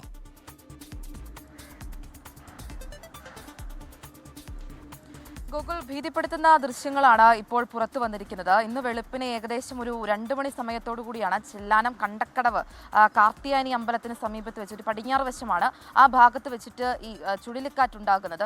5 വീടുകൾക്കാണ് കേടുപാടുകൾ സംഭവിച്ചിരിക്കുന്നത്. കാര്യമായ നാശനഷ്ടം ഉണ്ടായിട്ടുണ്ട് എന്നാണ് അവിടെ നിന്ന് ലഭിക്കുന്ന വിവരം. വീടുകളുടെ മേൽക്കൂരയടക്കം തകർന്ന നിലയിലാണ്. അവരെ 5 വീട്ടിലെ ആളുകളെയും സുരക്ഷിതമായിട്ടുള്ള സ്ഥലങ്ങളിലേക്ക് മാറ്റി പാർപ്പിച്ചിട്ടുണ്ട്. ആർക്കും പരിക്കുകളില്ല എന്നുള്ളതാണ്. മറ്റ് പ്രശ്നങ്ങളൊന്നും അവിടെ നിലവിൽ ആളുകളെ സംബന്ധിച്ചിടത്തോളം പരിക്കുകളൊന്നും കാര്യമായിട്ടില്ല. അത് കേടുപാടുകൾ സംഭവിച്ചിരിക്കുന്ന ഷിബു പുള്ളിയിൽ, ടോണി, മെയ്ബി, ക്ലാരൻസ്, ബിനു, ജോബൻ എന്നിവരുടെ വീടുകൾക്കാണ് ഈ കേടുപാടുകൾ സംഭവിച്ചിരിക്കുന്നത്. മേൽക്കൂലകളെല്ലാം പൂർണ്ണമായിട്ടും തകർന്നിട്ടുണ്ട്. രാത്രി തന്നെ അവിടെ ഉണ്ടായിരുന്ന ആളുകളുടെ അധികൃതരുടെ എല്ലാം നേതൃത്വത്തിൽ ഇവരെ സുരക്ഷിതമായിട്ടുള്ള സ്ഥലങ്ങളിലേക്ക് മാറ്റി പാർപ്പിച്ചിട്ടുണ്ട്. ഒരു ജാഗ്രതാ നിർദ്ദേശവും ദുരന്ത നിവാരണ അതോറിറ്റി നൽകിയിട്ടുണ്ട്. കാരണം വീണ്ടും ഒരു ചുഴലിക്കാറ്റുണ്ടാവാൻ വേണ്ടിയിട്ടുള്ള സാധ്യത കണക്കിലെടുത്തുകൊണ്ടാണ് ജാഗ്രതാ നിർദ്ദേശം നൽകിയിരിക്കുന്നത്. ആ സമീപത്തുണ്ടായിരുന്ന മറ്റുള്ള ആളുകളോടും സുരക്ഷിതമായിട്ടുള്ള സാഹചര്യം കണക്കിലെടുത്തുകൊണ്ട് സുരക്ഷിതമായുള്ള സ്ഥലങ്ങളിലേക്ക് മാറേണ്ട സാഹചര്യം ഉണ്ടായെങ്കിൽ മാറണമെന്നുള്ള നിർദ്ദേശവും നൽകിയിട്ടുണ്ട്. ദൃശ്യങ്ങൾ ഭീതിപ്പെടുത്തുന്നതാണ്. വീടുകൾക്ക് കേടുപാടുകൾ സംഭവിച്ചിട്ടുണ്ട്. പക്ഷേ ആർക്കും പരിക്കുകളൊന്നും നിലവിൽ റിപ്പോർട്ട് ചെയ്തിട്ടില്ല. ഗൂഗിൾ. ശബരിമല സ്വർണ്ണക്കൊള്ള കേസിൽ വിശദീകരണം തേടിയ പത്മകുമാറിന് CPIM-ന്റെ നോട്ടീസ്. തപാലിലാണ് ജില്ലാ നേതൃത്വം നോട്ടീസ് നൽകിയത്. പാർട്ടിക്ക് അവമതിപ്പുണ്ടാക്കിയതിൽ വിശദീകരണം നൽകണമെന്ന് നോട്ടീസിൽ പറയുന്നു. വിശദീകരണം ലഭിച്ച ശേഷം നടപടിക്ക് സാധ്യത. ഷിജോ കുര്യനുണ്ട് പത്തനംതിട്ടയിൽ നിന്ന്. ഷിജോ, കഴിഞ്ഞ ദിവസമാണ് ജില്ലാ കമ്മിറ്റിയുടെ ഔദ്യോഗിക വാട്സാപ്പ് ഗ്രൂപ്പിൽ നിന്ന് പത്മകുമാറിനെ നീക്കം ചെയ്തത്. കഴിഞ്ഞ ആഴ്ചയാണ്. അതിന് പിന്നാലെ തന്നെ നടപടിയിലേക്ക് നീങ്ങുന്നുവെന്ന സൂചനയുണ്ടായിരുന്നു. ഇപ്പോൾ മാസങ്ങൾക്കിപ്പുറം ഒരു വിശദീകരണ നോട്ടീസ് നൽകുകയാണ്. കുറ്റപത്രത്തോട് അടുക്കുമ്പോഴാണോ നടപടിയിലേക്ക് പോകുന്നത്? Gokul, Christina, good morning. Sabarimala സ്വർണ്ണക്കൊള്ള കേസുമായി ബന്ധപ്പെട്ടുകൊണ്ട് അറസ്റ്റിലായിട്ടുള്ള CPM-ന്റെ മുൻ MLA-യും ദേവസ്വം ബോർഡ് പ്രസിഡന്റുമായിരുന്ന A. പത്മകുമാറിനെ പാർട്ടിയിൽ നിന്ന് പൂർണ്ണമായിട്ട് തള്ളാനോ അല്ലെങ്കിൽ പൂർണ്ണമായിട്ട് ഉൾക്കൊള്ളാനോ CPM നേതൃത്വമോ അല്ലെങ്കിൽ ജില്ലാ നേതൃത്വമോ ഇതുവരെ തയ്യാറായിരുന്നില്ല. എന്നാൽ ഇക്കഴിഞ്ഞ വെള്ളിയാഴ്ച ഉച്ചയോടുകൂടിയാണ് പത്മകുമാറിനെ CPM-ന്റെ പത്തനംതിട്ട ജില്ലയിലെ ജില്ലാ കമ്മിറ്റി ഓഫീസിന്റെ ഔദ്യോഗിക വാട്സാപ്പ് ഗ്രൂപ്പിൽ നിന്ന് പുറത്താക്കിയത്.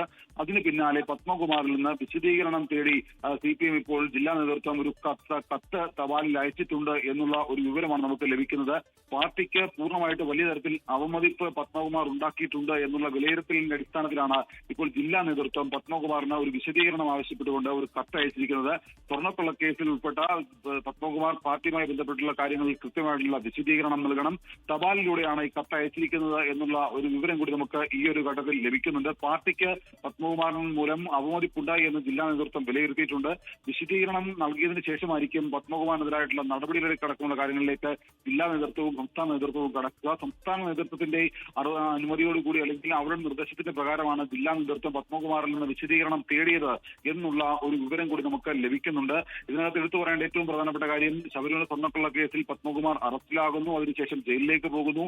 അപ്പോൾ ആ ഒരു ഘട്ടത്തിലൊന്നും ഒരു തരത്തിൽ പോലും പത്മകുമാറിനെ പൂർണ്ണമായിട്ട് തള്ളിപ്പറയാൻ ജില്ലാ നേതൃത്വമോ അല്ലെങ്കിൽ സംസ്ഥാന നേതൃത്വമോ തയ്യാറായിരുന്നില്ല.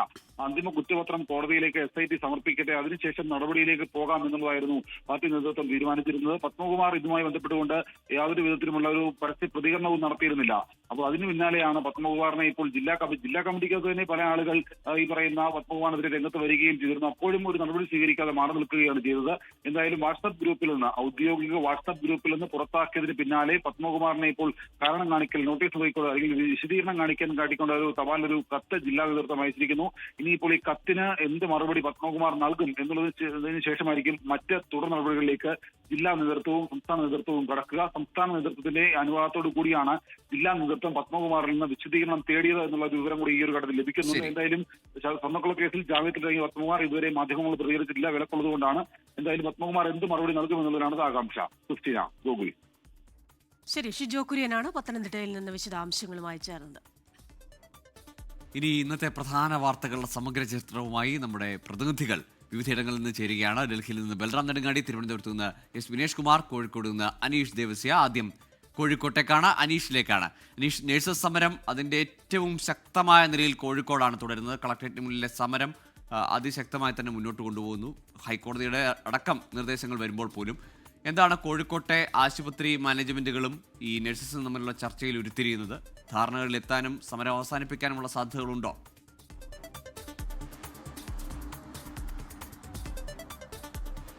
Gokul, Christina, good morning. ശമ്പള വർധന ആവശ്യപ്പെട്ടുകൊണ്ട് സ്വകാര്യ ആശുപത്രിയിലെ നഴ്സുമാർ നടത്തിവരുന്ന സമരം 4ാം ദിവസവും തുടരുകയാണ്. 490 ആശുപത്രികളിലാണ് UNA സമരം നടത്തി വരുന്നത്. ഇതിൽ 430 ആശുപത്രികളുമായി ഇന്നലെ ധാരണയിലെത്തിയിട്ടുണ്ട്. ഇവിടങ്ങളിൽ ഇന്ന് സമരമില്ല. 68 ആശുപത്രികളിൽ സമരം തുടരും. ഇതിൽ 16 ആശുപത്രികളിൽ ഇന്ന് ചർച്ചയ്ക്ക് വിളിച്ചിട്ടുണ്ട്. മിനിമം വേതനം 40,000 ആക്കണമെന്ന ധാരണാപത്രത്തിൽ ഒപ്പുവയ്ക്കാത്ത സ്വകാര്യ ആശുപത്രികൾക്കെതിരെ സമരം ശക്തമാക്കാനാണ് നഴ്സിംഗ് സംഘടനകളുടെ തീരുമാനം. നഴ്സുമാർ ഇങ്ങനെ സമരം ചെയ്യുന്നതോടുകൂടി പല സ്വകാര്യ ആശുപത്രികളിലും പ്രവർത്തനം മന്ദഗതിയിലായിട്ടുണ്ട്. പല ആശുപത്രികളിലും ശസ്ത്രക്രിയകൾ ഉൾപ്പെടെ മാറ്റിവെക്കേണ്ടി വന്നിട്ടുണ്ട്.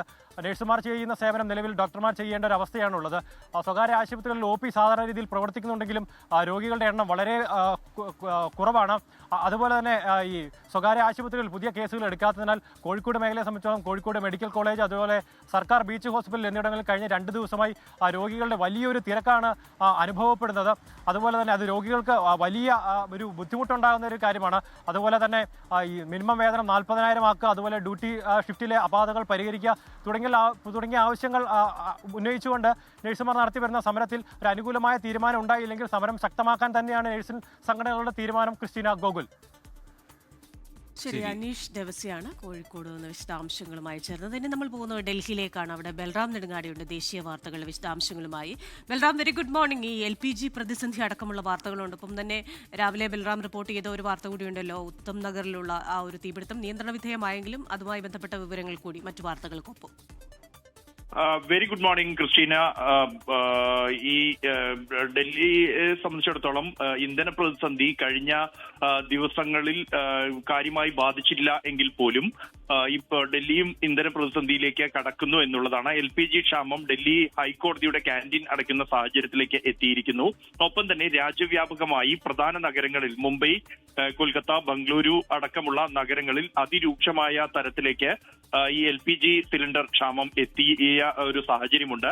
അതേസമയം കേന്ദ്ര സർക്കാർ ഈ വിഷയത്തിൽ രാജ്യത്ത് ഇന്ധന പ്രതിസന്ധി ഇല്ല എന്നും ജനങ്ങൾ പരിഭ്രാന്തരായി സിലിണ്ടറുകൾ ബുക്ക് ചെയ്യേണ്ട സാഹചര്യമില്ല എന്നും LPGയുടെ ഉൽപാദനം 25% വർദ്ധിച്ചിട്ടുണ്ട് എന്നുമുള്ള കണക്കുകളാണ് കഴിഞ്ഞ ദിവസവും ആവർത്തിച്ചത്. ഈ വിഷയം എന്നാൽ രാജ്യവ്യാപകമായി തന്നെ പ്രതിഷേധിക്കാനുള്ള ഒരു ആയുധമാക്കി മാറ്റാനുള്ള ഒരു തീരുമാനത്തിലാണ് പ്രതിപക്ഷമുള്ളത്. ഇന്ന് പാർലമെന്റിലും ഈ ഇന്ധന പ്രതിസന്ധി ഉന്നയിക്കാൻ പ്രതിപക്ഷം തീരുമാനിച്ചിരിക്കുന്നു. അതേസമയം കോൺഗ്രസിന്റെ കേരളത്തിലെ നിയമസഭാ തിരഞ്ഞെടുപ്പിനുള്ള സ്ഥാനാർത്ഥി പട്ടിക തയ്യാറാക്കുന്നതിന് വേണ്ടിയുള്ള ചർച്ചകളാണ് കഴിഞ്ഞ ദിവസം ഡൽഹിയിൽ നടന്നത്.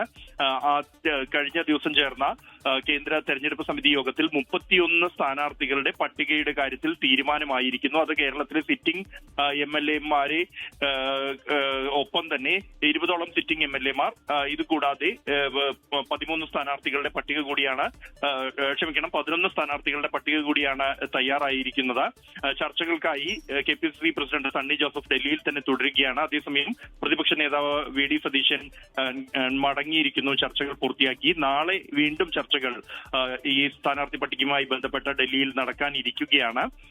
അതേസമയം ഇന്നലെ അർദ്ധരാത്രിയോടെയാണ് ഡൽഹി ഉത്തം നഗറിൽ വൻ തീപിടുത്തമുണ്ടായത്. മത്സ്യ മാർക്കറ്റിലാണ് ഈ തീപിടുത്തം ഉണ്ടായത്. ഇതിന്റെ കാരണങ്ങൾ എന്ത് എന്നുള്ളത് വ്യക്തമല്ല. ഏതാണ്ട് 4 മണിക്കൂറോളം നീണ്ട ശ്രമത്തിനൊടുവിലാണ് തീ നിയന്ത്രണ വിധേയമാക്കിയത്. അർദ്ധരാത്രി ആയതുകൊണ്ട് തന്നെ ആർക്കും പരിക്കില്ല, ആരും ആ സമയത്ത് അവിടെ ഉണ്ടായിരുന്നില്ല എന്നുള്ളതാണ് അധികൃതർ അറിയിക്കുന്നത്. ആളപായമോ മറ്റു പരിക്കുകളോ റിപ്പോർട്ട് ചെയ്തിട്ടില്ല. ഈ അപകടത്തിന്റെ അല്ലെങ്കിൽ തീപിടുത്തത്തിന്റെ കാരണം സംബന്ധിച്ച് അന്വേഷണം ആരംഭിച്ചിട്ടുണ്ട്. Christina, Google. ശരി, ബൽറാം നെടുങ്ങാടിയാണ് വിവരങ്ങൾ നൽകിയത്. ഡൽഹിയിൽ സ്ഥാനാർത്ഥി ചർച്ചകൾ, കോൺഗ്രസിന്റെ ചർച്ചകൾ അങ്ങനെ തുടരുകയാണ്. ഒരു കുറച്ച് പേരുടെ കാര്യത്തിൽ കൂടി, ചില മണ്ഡലങ്ങളുടെ കാര്യത്തിൽ പെരുമ്പാവൂരിലടക്കം ഒരു തീരുമാനം എത്തേണ്ടതുണ്ട്. ഒപ്പം MP-മാരുടെ കാര്യത്തിൽ എന്തായാലും ഒരു തീരുമാനം ഉറപ്പിച്ച് ഇന്നലെ മധുസൂദൻ മിസ്ത്രി പറഞ്ഞു. അതോടുകൂടി ഇനി മത്സരിക്കാൻ ആഗ്രഹിച്ച MP-മാരുടെ പ്രതികരണം എന്താകും എന്നതുകൂടി ആകാംക്ഷയാണ്. ഇനി നമ്മൾ തിരുവനന്തപുരത്തേക്കാണ് പോകുന്നത്. വിനേഷ് കുമാർ ചേരുന്നുണ്ട്. വിനേഷ്, തിരുവനന്തപുരത്ത് ഇന്ന് പാചകവാതക പ്രതിസന്ധി, അതിൽ കേന്ദ്രത്തിന്റെ ഇടപെടൽ ആവശ്യപ്പെട്ടുകൊണ്ട് LDF-ന്റെ പ്രതിഷേധം നടക്കാൻ പോകുന്നു. ഒപ്പം തെക്കൻ കേരളത്തിൽ ഇന്നലെ ഏറെ ചർച്ചയായതാണ് കോന്നി മെഡിക്കൽ കോളേജിലെ സർജറി വിഭാഗം മേധാവിയെ പതിച്ച നോട്ടീസ്. ആശുപത്രിയിലെ അപര്യാപ്തതകൾ, സ്വന്തം റിസ്കിൽ ചികിത്സ തേടുക എന്നൊക്കെ പറഞ്ഞുകൊണ്ട് പരസ്യമായ ഒരു നോട്ടീസ് വെക്കുന്നു. അതും ആരോഗ്യ മന്ത്രിയുടെ അതേ ജില്ലയിൽ നിന്നാണ് ആ നോട്ടീസ് വന്നത്. ഗോകുൽ, ക്രിസ്റ്റീന, എന്തായാലും ഇന്ന് പ്രധാനമായും ഉള്ളത് ഈ പാചകവാതകവുമായി ബന്ധപ്പെട്ടുകൊണ്ടുള്ള ഒരു സമരമാണ്. LDF ഇന്നലെ വൈകിട്ടാണ് ഇത് സംബന്ധിച്ചുള്ള പ്രഖ്യാപനമുണ്ടാവുന്നത്. 140 മണ്ഡലങ്ങളിലും LDFിൻ്റെ നേതൃത്വത്തിൽ പാചകവാതക ക്ഷാമം പരിഹരിക്കണമെന്നാവശ്യപ്പെട്ടുകൊണ്ടുള്ള പ്രതിഷേധ പരിപാടികൾ സംഘടിപ്പിക്കും. പരമാവധി ആളുകളെ സംഘടിപ്പിച്ചുകൊണ്ടുള്ള പരിപാടി തന്നെയായിരിക്കും, പ്രതിഷേധ പരിപാടികൾ തന്നെയായിരിക്കും ഉണ്ടാവുക എന്ന് തന്നെയാണ് LDF കൺവീനർ TP രാമകൃഷ്ണൻ വ്യക്തമാക്കിയിട്ടുള്ളത്. അതായത് കേന്ദ്ര സർക്കാരിൻ്റെ ഭാഗത്ത് നിന്ന് എത്രയും പെട്ടെന്ന് ഈ പാചകവാതക ക്ഷാമം പരിഹരിക്കാനുള്ള നടപടി ഉണ്ടാവണം എന്ന് ആവശ്യപ്പെട്ടുകൊണ്ട് തന്നെയാണ് ഇത്തരത്തിലൊരു പരിപാടി LDF സംഘടിപ്പിക്കുന്നത്.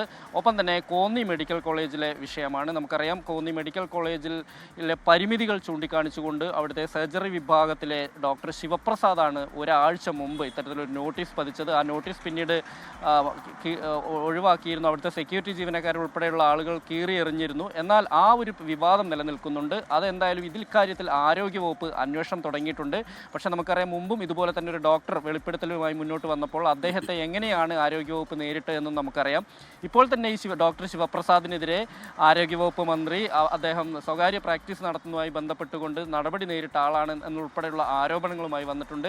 എന്തായാലും ഇക്കാര്യത്തിൽ അന്വേഷണം നേരിടുന്നു. നമുക്കറിയാം, നമ്മളെ ആരോഗ്യവകുപ്പിലെ നമ്മളെ ആശുപത്രികളുടെ ഒരു അവസ്ഥ വളരെ പരിതാപകരമായി തന്നെയാണ് മുന്നോട്ട് പോകുന്നത്. കേരളത്തിലെ കേരളത്തിലെ പൊതു ആരോഗ്യ സംവിധാനം ഫലപ്രദമാണെന്ന് പറയുമ്പോഴും ഇത്തരത്തിലുള്ള നിരവധി വീഴ്ചകൾ വലിയ തിരിച്ചടിയായിട്ടുണ്ട്. ഈ ഒരു പശ്ചാത്തലത്തിലാണ് കോന്നി മെഡിക്കൽ കോളേജിലെ സംഭവം കൂടി പുറത്തേക്ക് വരുന്നത്. ഇത് സംബന്ധിച്ചുള്ള അന്വേഷണം ആരോഗ്യവകുപ്പ് പ്രഖ്യാപിച്ചിട്ടുണ്ട്.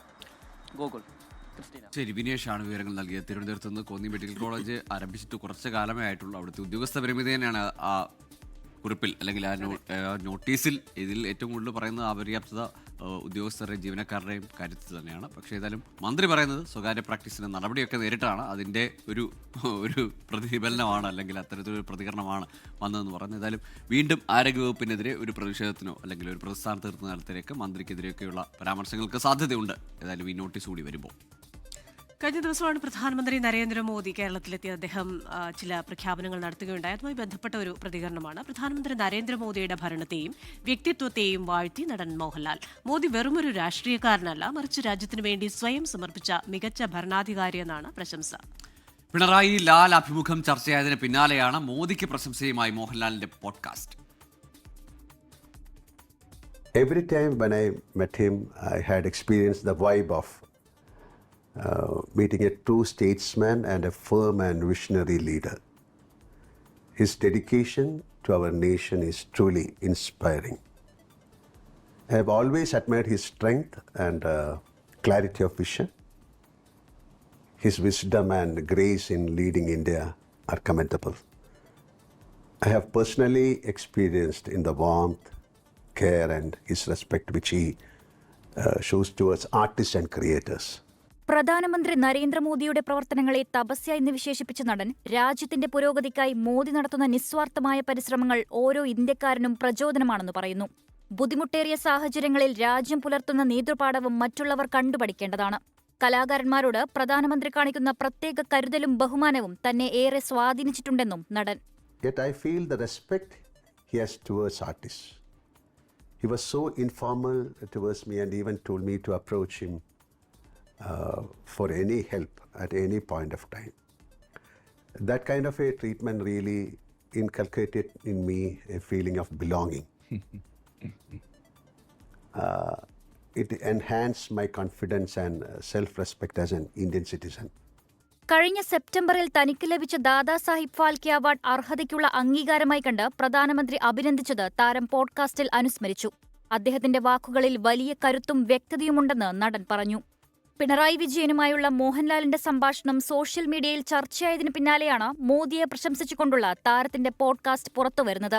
ഇതിനോടകം തന്നെ ലക്ഷക്കണക്കിന് ആളുകളാണ് ഈ പോഡ്കാസ്റ്റ് വീഡിയോ കണ്ടത്. News desk 24. UDF ഭരണത്തിനെതിരായ സംസ്ഥാന സർക്കാരിന്റെ ഇരുണ്ട കാലം പരസ്യത്തിനെതിരെ കോൺഗ്രസ് ഹൈക്കോടതിയിൽ നൽകിയ ഹർജി ഇന്ന് പരിഗണിക്കും. പരസ്യം സുപ്രീംകോടതി നിർദ്ദേശങ്ങളുടെ ലംഘനമെന്നും പൊതുമുതലിന്റെ ദുരുപയോഗമെന്നും ഹർജിയിൽ ആരോപിക്കുന്നു. PRD ഉദ്യോഗസ്ഥർ ഭരണപക്ഷത്തിന്റെ ഏജന്റുമാരെ പോലെ പ്രവർത്തിച്ചെന്നും പരസ്യത്തിന്റെ പണം ഉദ്യോഗസ്ഥരിൽ നിന്ന് ഈടാക്കണമെന്നും ഹർജിയിൽ ആവശ്യപ്പെടുന്നുണ്ട്. എറണാകുളം ജില്ലാ പഞ്ചായത്ത് മുൻ അംഗം ഷാരോൺ പനക്കിലാണ് ഹർജി സമർപ്പിച്ചത്. കേരള സർവകലാശാല മുൻ രജിസ്ട്രാർ ഡോക്ടർ KS അനിൽകുമാറിന്റെ സസ്പെൻഷൻ പിൻവലിച്ചു. ദേവസ്വം ബോർഡ് കോളേജിലേക്കുള്ള സ്ഥലം മാറ്റത്തിനും അംഗീകാരം നൽകി. ഗവർണറുടെ ഉത്തരവിന്റെ അടിസ്ഥാനത്തിലാണ് VC ഡോക്ടർ മോഹനൻ കുന്നുമ്മലിന്റെ നടപടി. ഷഫീദ് റാവുത്തർ ചേരുന്നുണ്ട് വിവരങ്ങളുമായി. ഷഫീദ്, അങ്ങനെ ആ തർക്കങ്ങൾ അവസാനിക്കുകയാണോ? കോടതിയിൽ വ്യവഹാരങ്ങൾ തുടരുകയായിരുന്നു. നേരിട്ട് VC ഹാജരാകുന്നതിൽ നിന്നൊക്കെ ഇളവ് കഴിഞ്ഞ ദിവസം നൽകിയതുമാണ്.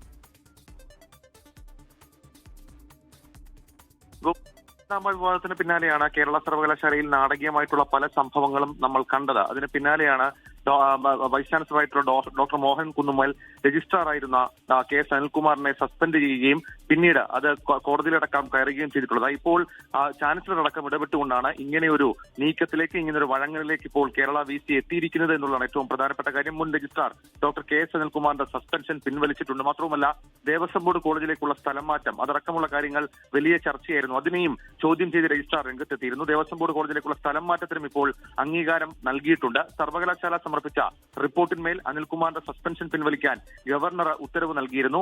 ഇതിന് പിന്നാലെയാണ് ഹൈക്കോടതിയിൽ നിന്നുള്ള തിരിച്ചടി അടക്കമുള്ള കാര്യങ്ങൾ മനസ്സിലാക്കിക്കൊണ്ടത് മുൻകൂർ കണ്ടുകൊണ്ട് ഇങ്ങനെ ഒരു തീരുമാനത്തിലേക്കും അതേപോലെ ഡോക്ടർ KS അനിൽകുമാറിന്റെ സസ്പെൻഷൻ പിൻവലിക്കുന്ന നടപടികളിലേക്കും സർവകലാശാല കടന്നത് എന്നുള്ള ഏറ്റവും പ്രധാനപ്പെട്ട കാര്യം. അനിൽകുമാറിന്റെ സസ്പെൻഷനുമായി ബന്ധപ്പെട്ട ഹർജി ഇപ്പോഴും ഹൈക്കോടതിയുടെ പരിഗണനയിലുമാണ്. ഗോകുൽ, ശരിയാണ്.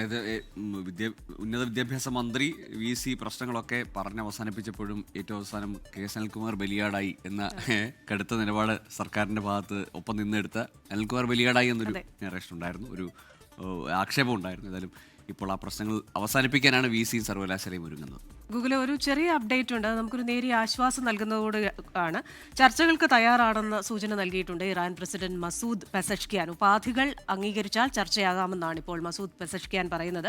ഇറാന്റെ നിയമാനുസൃത അവകാശങ്ങൾ അംഗീകരിക്കുക, നഷ്ടപരിഹാരം നൽകുക, ഭാവിയിലെ ആക്രമണങ്ങൾക്കെതിരെ അന്താരാഷ്ട്ര ഉറപ്പുകൾ നൽകുക എന്നിങ്ങനെയാണ് ഉപാധികൾ. അപ്പോൾ ഈ ഉപാധികൾ അംഗീകരിച്ചാൽ യുദ്ധത്തിൽ നിന്ന് അല്ലെങ്കിൽ ഈ സംഘർഷത്തിൽ നിന്ന് പിന്മാറാമെന്നൊരു സൂചന വരുന്നുണ്ട്. അത് നല്ലൊരു ആശ്വാസകരമായ കഴിഞ്ഞ ദിവസം ഫോക്സ് ന്യൂസിൽ പറഞ്ഞത് തന്നെയാണ്, ഉപാധികൾ അംഗീകരിച്ചാൽ ഇറാനുമായി ചർച്ചയാവാം. എന്തായാലും ആ ഉപാധികൾ ഒരു യാഥാർത്ഥ്യ ബോധത്തോടു കൂടിയുള്ള ചർച്ചയാവട്ടെ. ഇന്ന് ലോക വൃക്ക ദിനമാണ്. എല്ലാ വർഷവും മാർച്ച് മാസത്തിലെ 2ാമത്തെ വ്യാഴാഴ്ചയാണ് ലോക വൃക്ക ദിനമായി ആചരിക്കുന്നത്. സമൂഹത്തിൽ വൃക്ക രോഗികളെക്കുറിച്ചും ചികിത്സയെക്കുറിച്ചും അവബോധം സൃഷ്ടിക്കുകയാണ് വൃക്ക ദിനാചരണത്തിന്റെ ലക്ഷ്യം. വൃക്കയുടെ ആരോഗ്യം എല്ലാവർക്കും, ജനങ്ങളെ പരിപാലിക്കുക, ഭൂമിയെ സംരക്ഷിക്കുക എന്നതാണ് ഈ വർഷത്തെ ലോക വൃക്ക ദിനത്തിന്റെ സന്ദേശം.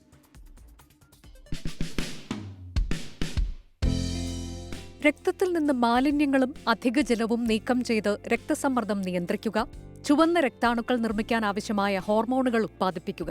ഇതാണ് ശരീരത്തിൽ വൃക്കകളുടെ പ്രവർത്തനം. ഓരോ വൃക്കയിലും രക്തം അരിക്കുന്നതിനും മാലിന്യങ്ങൾ നീക്കം ചെയ്യുന്നതിനുമായി 10 ലക്ഷത്തിലധികം നെഫ്രോണുകളാണ് ഉള്ളത്. നെഫ്രോണുകൾക്ക് കേടുപാട് സംഭവിക്കുമ്പോൾ അവ പ്രവർത്തനം നിർത്തുകയും ശേഷിക്കുന്ന ആരോഗ്യമുള്ള നെഫ്രോണുകളിൽ അധിക സമ്മർദ്ദമുണ്ടാകുകയും ചെയ്യുന്നു. ലോക ജനസംഖ്യയുടെ 10% പേരെ വൃക്കരോഗം ബാധിക്കുന്നുണ്ട്. പക്ഷേ ആദ്യഘട്ടത്തിൽ ലക്ഷണങ്ങൾ പ്രകടമാകില്ല.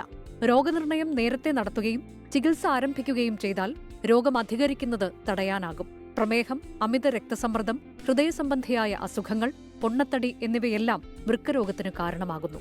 സമീകൃത ആഹാരം, പതിവ് വ്യായാമം, ആവശ്യമായ ജലപാനം എന്നിവ ശീലിച്ചാൽ തന്നെ വൃക്കരോഗങ്ങൾ തടയാൻ കഴിയും. Research desk 24.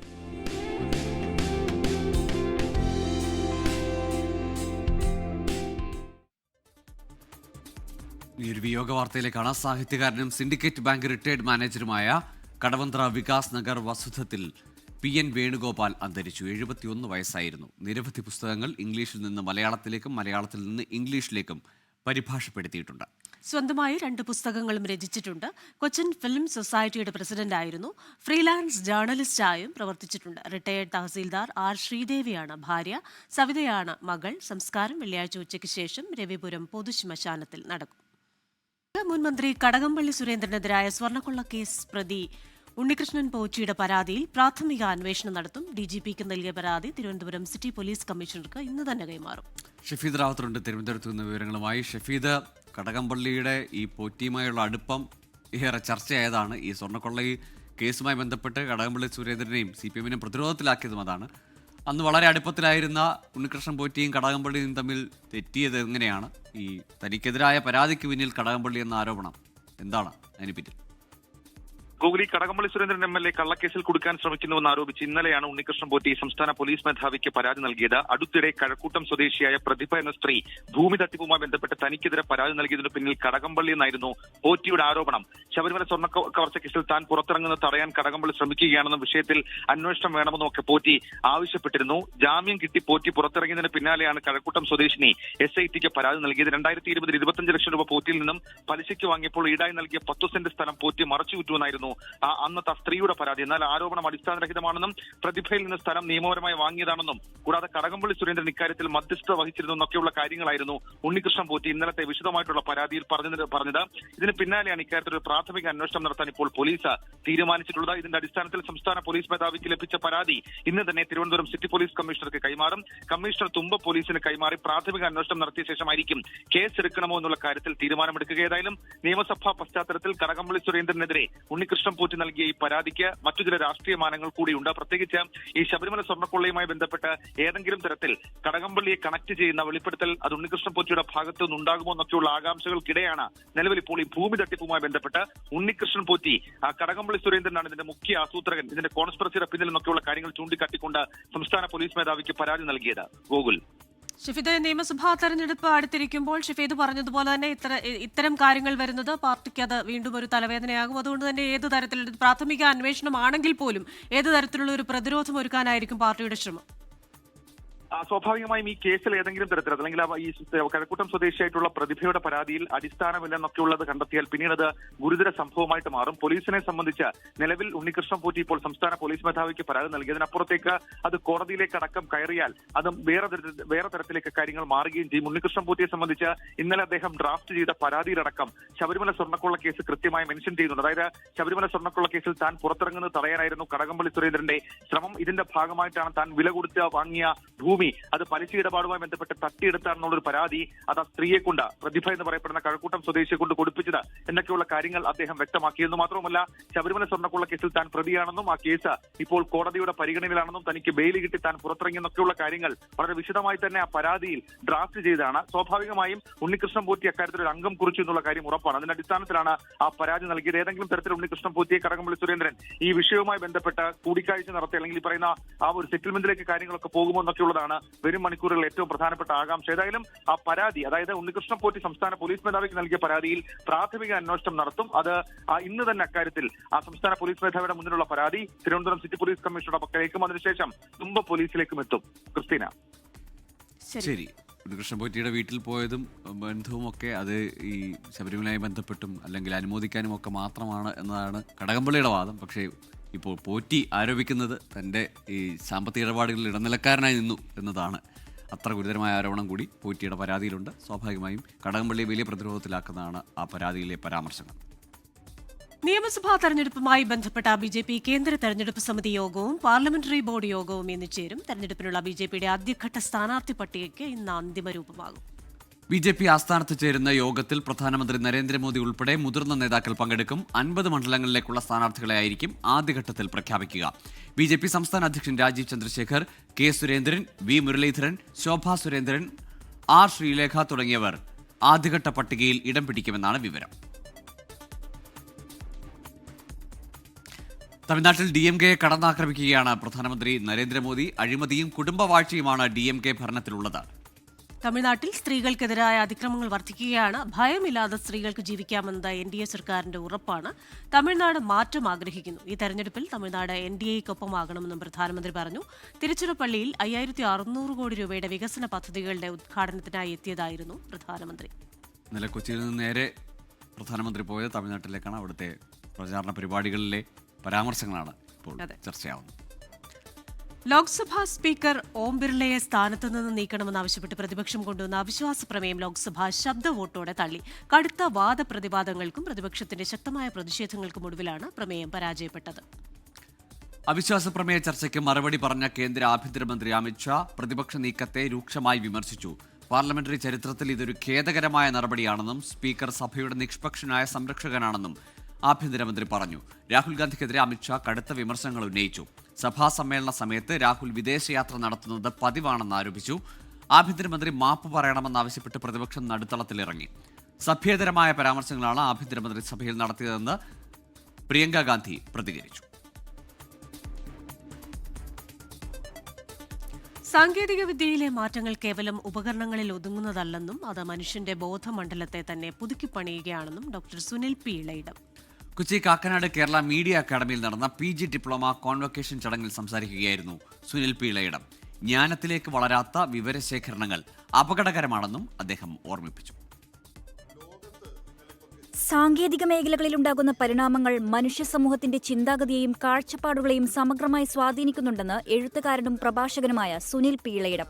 സമകാലീന മാധ്യമങ്ങളും നവോത്ഥാന മൂല്യങ്ങളും എന്ന വിഷയത്തെ ആസ്പദമാക്കിയായിരുന്നു പ്രഭാഷണം. ഇന്ന് നമ്മൾ പറയുന്നത് തിരുവാങ്കൂർ മഹാരാജാവ് എന്നാണ്. ഏത് രാജ്യത്തെയാണെന്ന് എനിക്ക് മനസ്സിലായിട്ടില്ല, പക്ഷേ തിരുവാങ്കൂർ രാജാവ് എന്നാ പറയാ. അപ്പോഴാണ് 930 മിസ്റ്റർ ചിത്തിര തിരുനാൾ. മിസ്റ്റർ ചിത്തിര തിരുനാൾ എന്ന് പറഞ്ഞാൽ അർത്ഥം എന്താണെന്നറിയോ? മിസ്റ്റർ ബാലകൃഷ്ണപിള്ളയെ പോലെ ഒരാളാണ് നിങ്ങൾ, അതിനപ്പുറമൊന്നുമില്ല എന്നാണ്. അങ്ങനെ രാജവാഴ്ചയുടെ സമ്പൂർണ്ണ ശത്രുവായിരുന്നു. ദിവാനല്ല കേട്ടോ, സ്വദേശാഭിമാനിയും കേസരിയും തമ്മിൽ ആ ഒരു വ്യത്യാസം കൂടിയുണ്ട്. കേരള നവോത്ഥാന ചരിത്രത്തിൽ മാധ്യമങ്ങൾ വഹിച്ച പങ്കിനെക്കുറിച്ച് സുനിൽ പി ഇളയിടം ഓർമ്മിപ്പിച്ചു. Media academy chairman RS Babu അധ്യക്ഷനായ ചടങ്ങിൽ digital university vice chancellor doctor Saji Gopinath ഉൾപ്പെടെയുള്ള പ്രമുഖർ പങ്കെടുത്തു. 2024-25 ബാച്ചിലെ വിദ്യാർത്ഥികൾക്കുള്ള ഡിപ്ലോമകളും ചടങ്ങിൽ വിതരണം ചെയ്തു. News desk 24. ഇപ്പോൾ വരുന്ന ഒരു അപകട വാർത്തയാണ്. മലപ്പുറത്ത് ആദവനാട് ലോറി അപകടമുണ്ടായിരിക്കുന്നു. ക്വാരക്കുളത്തിൽ വീണ ലോറിയിൽ നിന്ന് രക്ഷപ്പെട്ട ഡ്രൈവർ, മുമ്പത്തെ ഒരു അപകടത്തിൻ്റെ അപ്ഡേറ്റ് ആണ് കേട്ടോ. അതായത് മുമ്പ് ക്വാരക്കുളത്തിൽ വീണ ലോറി അപകടത്തിൽ നിന്ന് രക്ഷിച്ച ഡ്രൈവർ ജാഫർ മരിച്ചു. പരിക്ക് പറ്റി ചികിത്സയിൽ കഴിയവെയാണ് മരണം. മലപ്പുറം ചെങ്ങോട്ടൂർ സ്വദേശിയായ ജാഫറാണ് മരിച്ചത്. ഫെബ്രുവരി 20 അപകടം. വിവരങ്ങളുമായി നിഖിൽ പ്രമേഷ് ചേരുകയാണ്. Nikhil, good morning. വിശദാംശങ്ങൾ. ഗോകുൽ ഓർക്കുന്നുണ്ടാവും, ഫെബ്രുവരി 20 ഈ നിയന്ത്രണം വിട്ട ലോറി ക്വാറിക്കുളത്തിലേക്ക് മറിഞ്ഞ് മണിക്കൂറുകൾക്ക് ശേഷമാണ് അതിലെ ഡ്രൈവറെയും അതോടൊപ്പം തന്നെ ക്ലീനറെയും പുറത്തെടുക്കാൻ വേണ്ടി കഴിഞ്ഞത്. അതിൽ അന്ന് രക്ഷപ്പെടുത്തിയ ഡ്രൈവർ ജാഫറും ഇന്ന് മരിച്ചിരിക്കുന്നു എന്നുള്ളത് വളരെ ദുഃഖകരമായിട്ടുള്ള ഒരു കാര്യമാണ്. ചികിത്സയിൽ കഴിയവെയാണ് മരണം. മലപ്പുറം ചേങ്ങോട്ടൂർ സ്വദേശിയാണ് ജാഫർ. ലോറിയിൽ ഉണ്ടായിരുന്ന സഹായി മുസ്തഫ ആ അപകടം നടന്ന അന്ന് തന്നെ മരിച്ചിരുന്നു. നിയന്ത്രണം വിട്ട ലോറി ക്വാറിക്കുളത്തിലേക്ക് മറിഞ്ഞതിനെ തുടർന്ന് ഏറെ മണിക്കൂറുകൾക്ക് ശേഷമാണ് ഉള്ളിൽ അകപ്പെട്ടിരുന്ന തൊഴിലാളികളെ പുറത്തെടുക്കാൻ കഴിഞ്ഞത്. അതിൽ രക്ഷപ്പെട്ടിരുന്ന ആളാണ് ജാഫറാണ് ചികിത്സയിൽ കഴിയവേ ഇന്നലെ രാത്രിയോടുകൂടി മരിച്ചത്. തീർച്ചയായും അങ്ങനെ അന്ന് അത്ഭുതകരമായി അല്ലെങ്കിൽ സാഹസികമായി രക്ഷപ്പെടുത്തിയതാണ് ജാഫറിനെ. പക്ഷേ ജാഫറിന്റെ ജീവൻ നിലനിർത്താൻ കഴിയുന്നില്ല എന്നത് സങ്കടകരമാണ്. നിഖിൽ പ്രമേഷാണ് വിവരങ്ങൾ നൽകിയത്. ന്യൂസ് ബ്രേക്സിന് സമയം പൂർണ്ണമാവുകയാണ്.